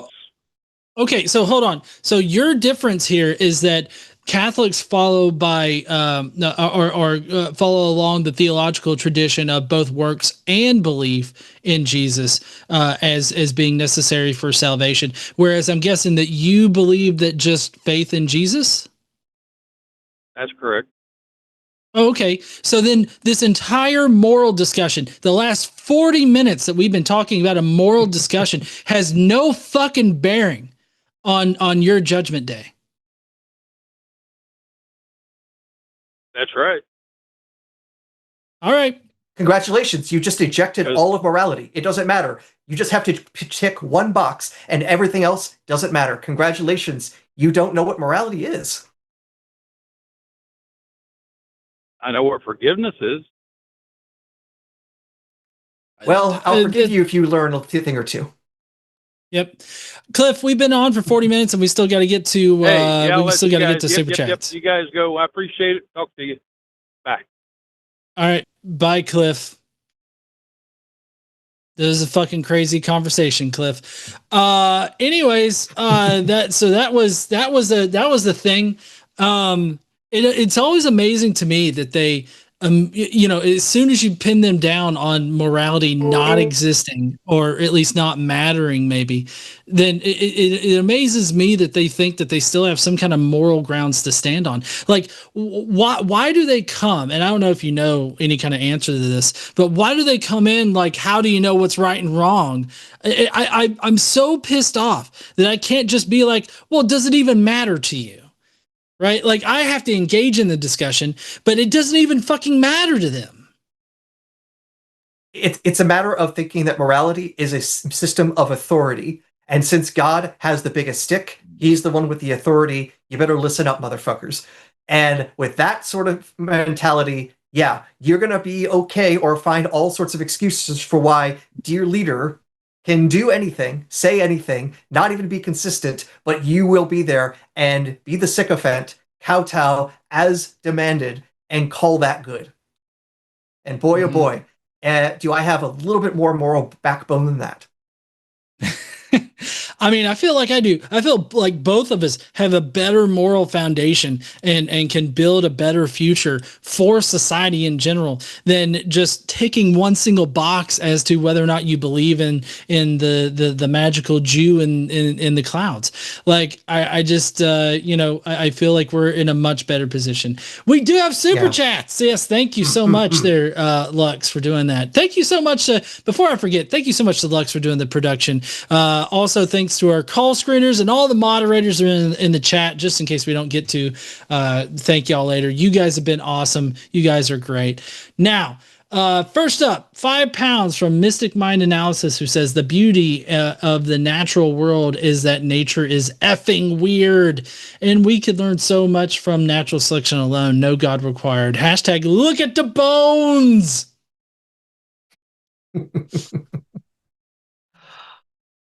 And we got $10 from SJL with a very good boy as the picture there. Do Catholics have a tiny head start in deconstruction since they don't believe in a literal Bible? I know I had the thought that if all of these stories are parables, why should I believe any of it? It's really going to depend. Like, I came from a quote-unquote cafeteria Catholic background, very, get to pick and choose what's going to be important. Other people are such they go down it so deep that they think that they are more Catholic than the Pope, and they actually promote things like geocentrism. And I'm not actually exaggerating when I say that. There was a pseudo documentary from like a couple years ago. They like tricked a few physicists into like giving cameo commentary for it, and it was actually a secret way of trying to promote geocentrism using modern cosmology arguments. And the person, he thinks that Vatican II was this, way too far. Basically, it was too woke, and 1960s woke for what that is. And wants things to go back to the way they were when they were blaming the Jews for the death of Jesus and did Mass in Latin, as the Bible demands. Well, I was going to cough. Catholics. Yeah, I was going to cough and say JD Vance. But as far as my Catholic background goes, I don't know if it's just kind of like how my brain works or brain worked back then, but like I took everything literally, but I also didn't have a problem with that. Like it did not dawn on me like, oh yeah, it's totally crazy. God flooded the entire earth. Like that can't happen.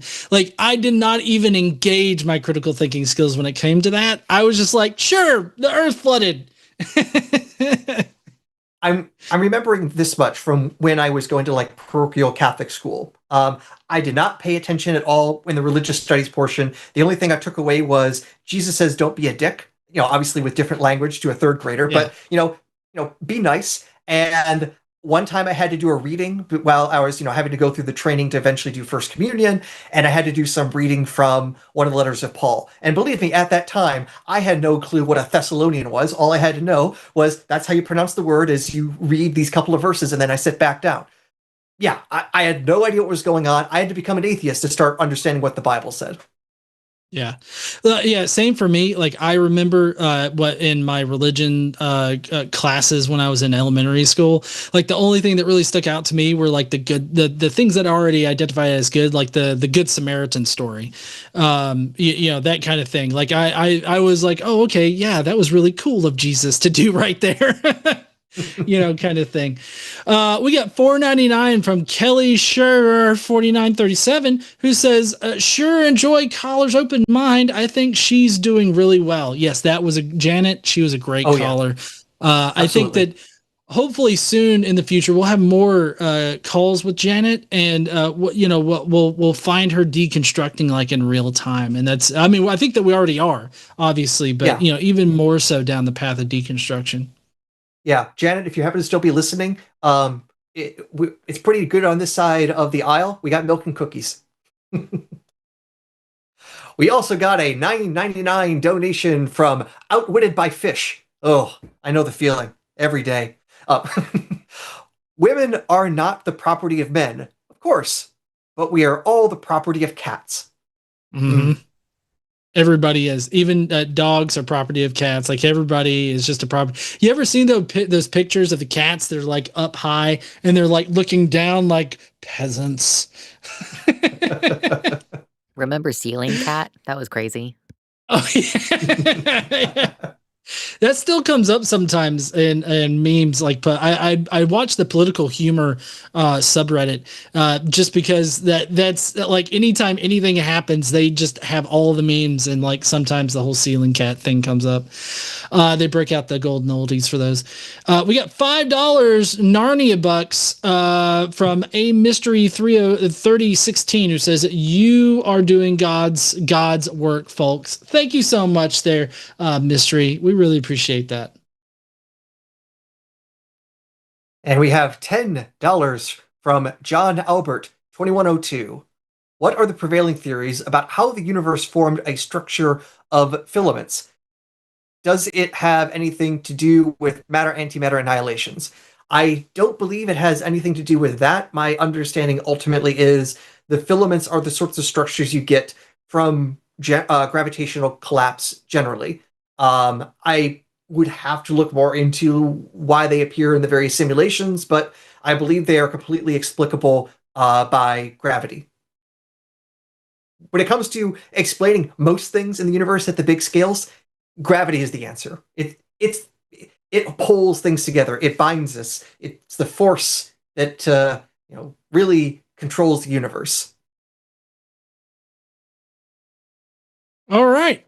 Well, that's it for the super chats tonight. We really appreciate y'all for giving those super chats. Also, massive win for this weekend's fundraiser for RFR. Oh, yeah. I believe the final total was $115,000 raised for the RFR, and I think our goal was only like 80, maybe. I can't remember what our actual goal was. But I thought our original was 100. Maybe it was 100. But all I know is that we overshot it, and that was awesome because y'all are awesome out there watching right now. Thank you guys so much. That's going to be it for the show tonight. Thank you again to the amazing Lux, our call screener, which I don't know if our call screener is still out there, but thank you so much. Paul. Yes, Paul. Thank you. Thank you. Thank you for that. Thank you all to moderators and everything like that. Y'all have an awesome night. Woo!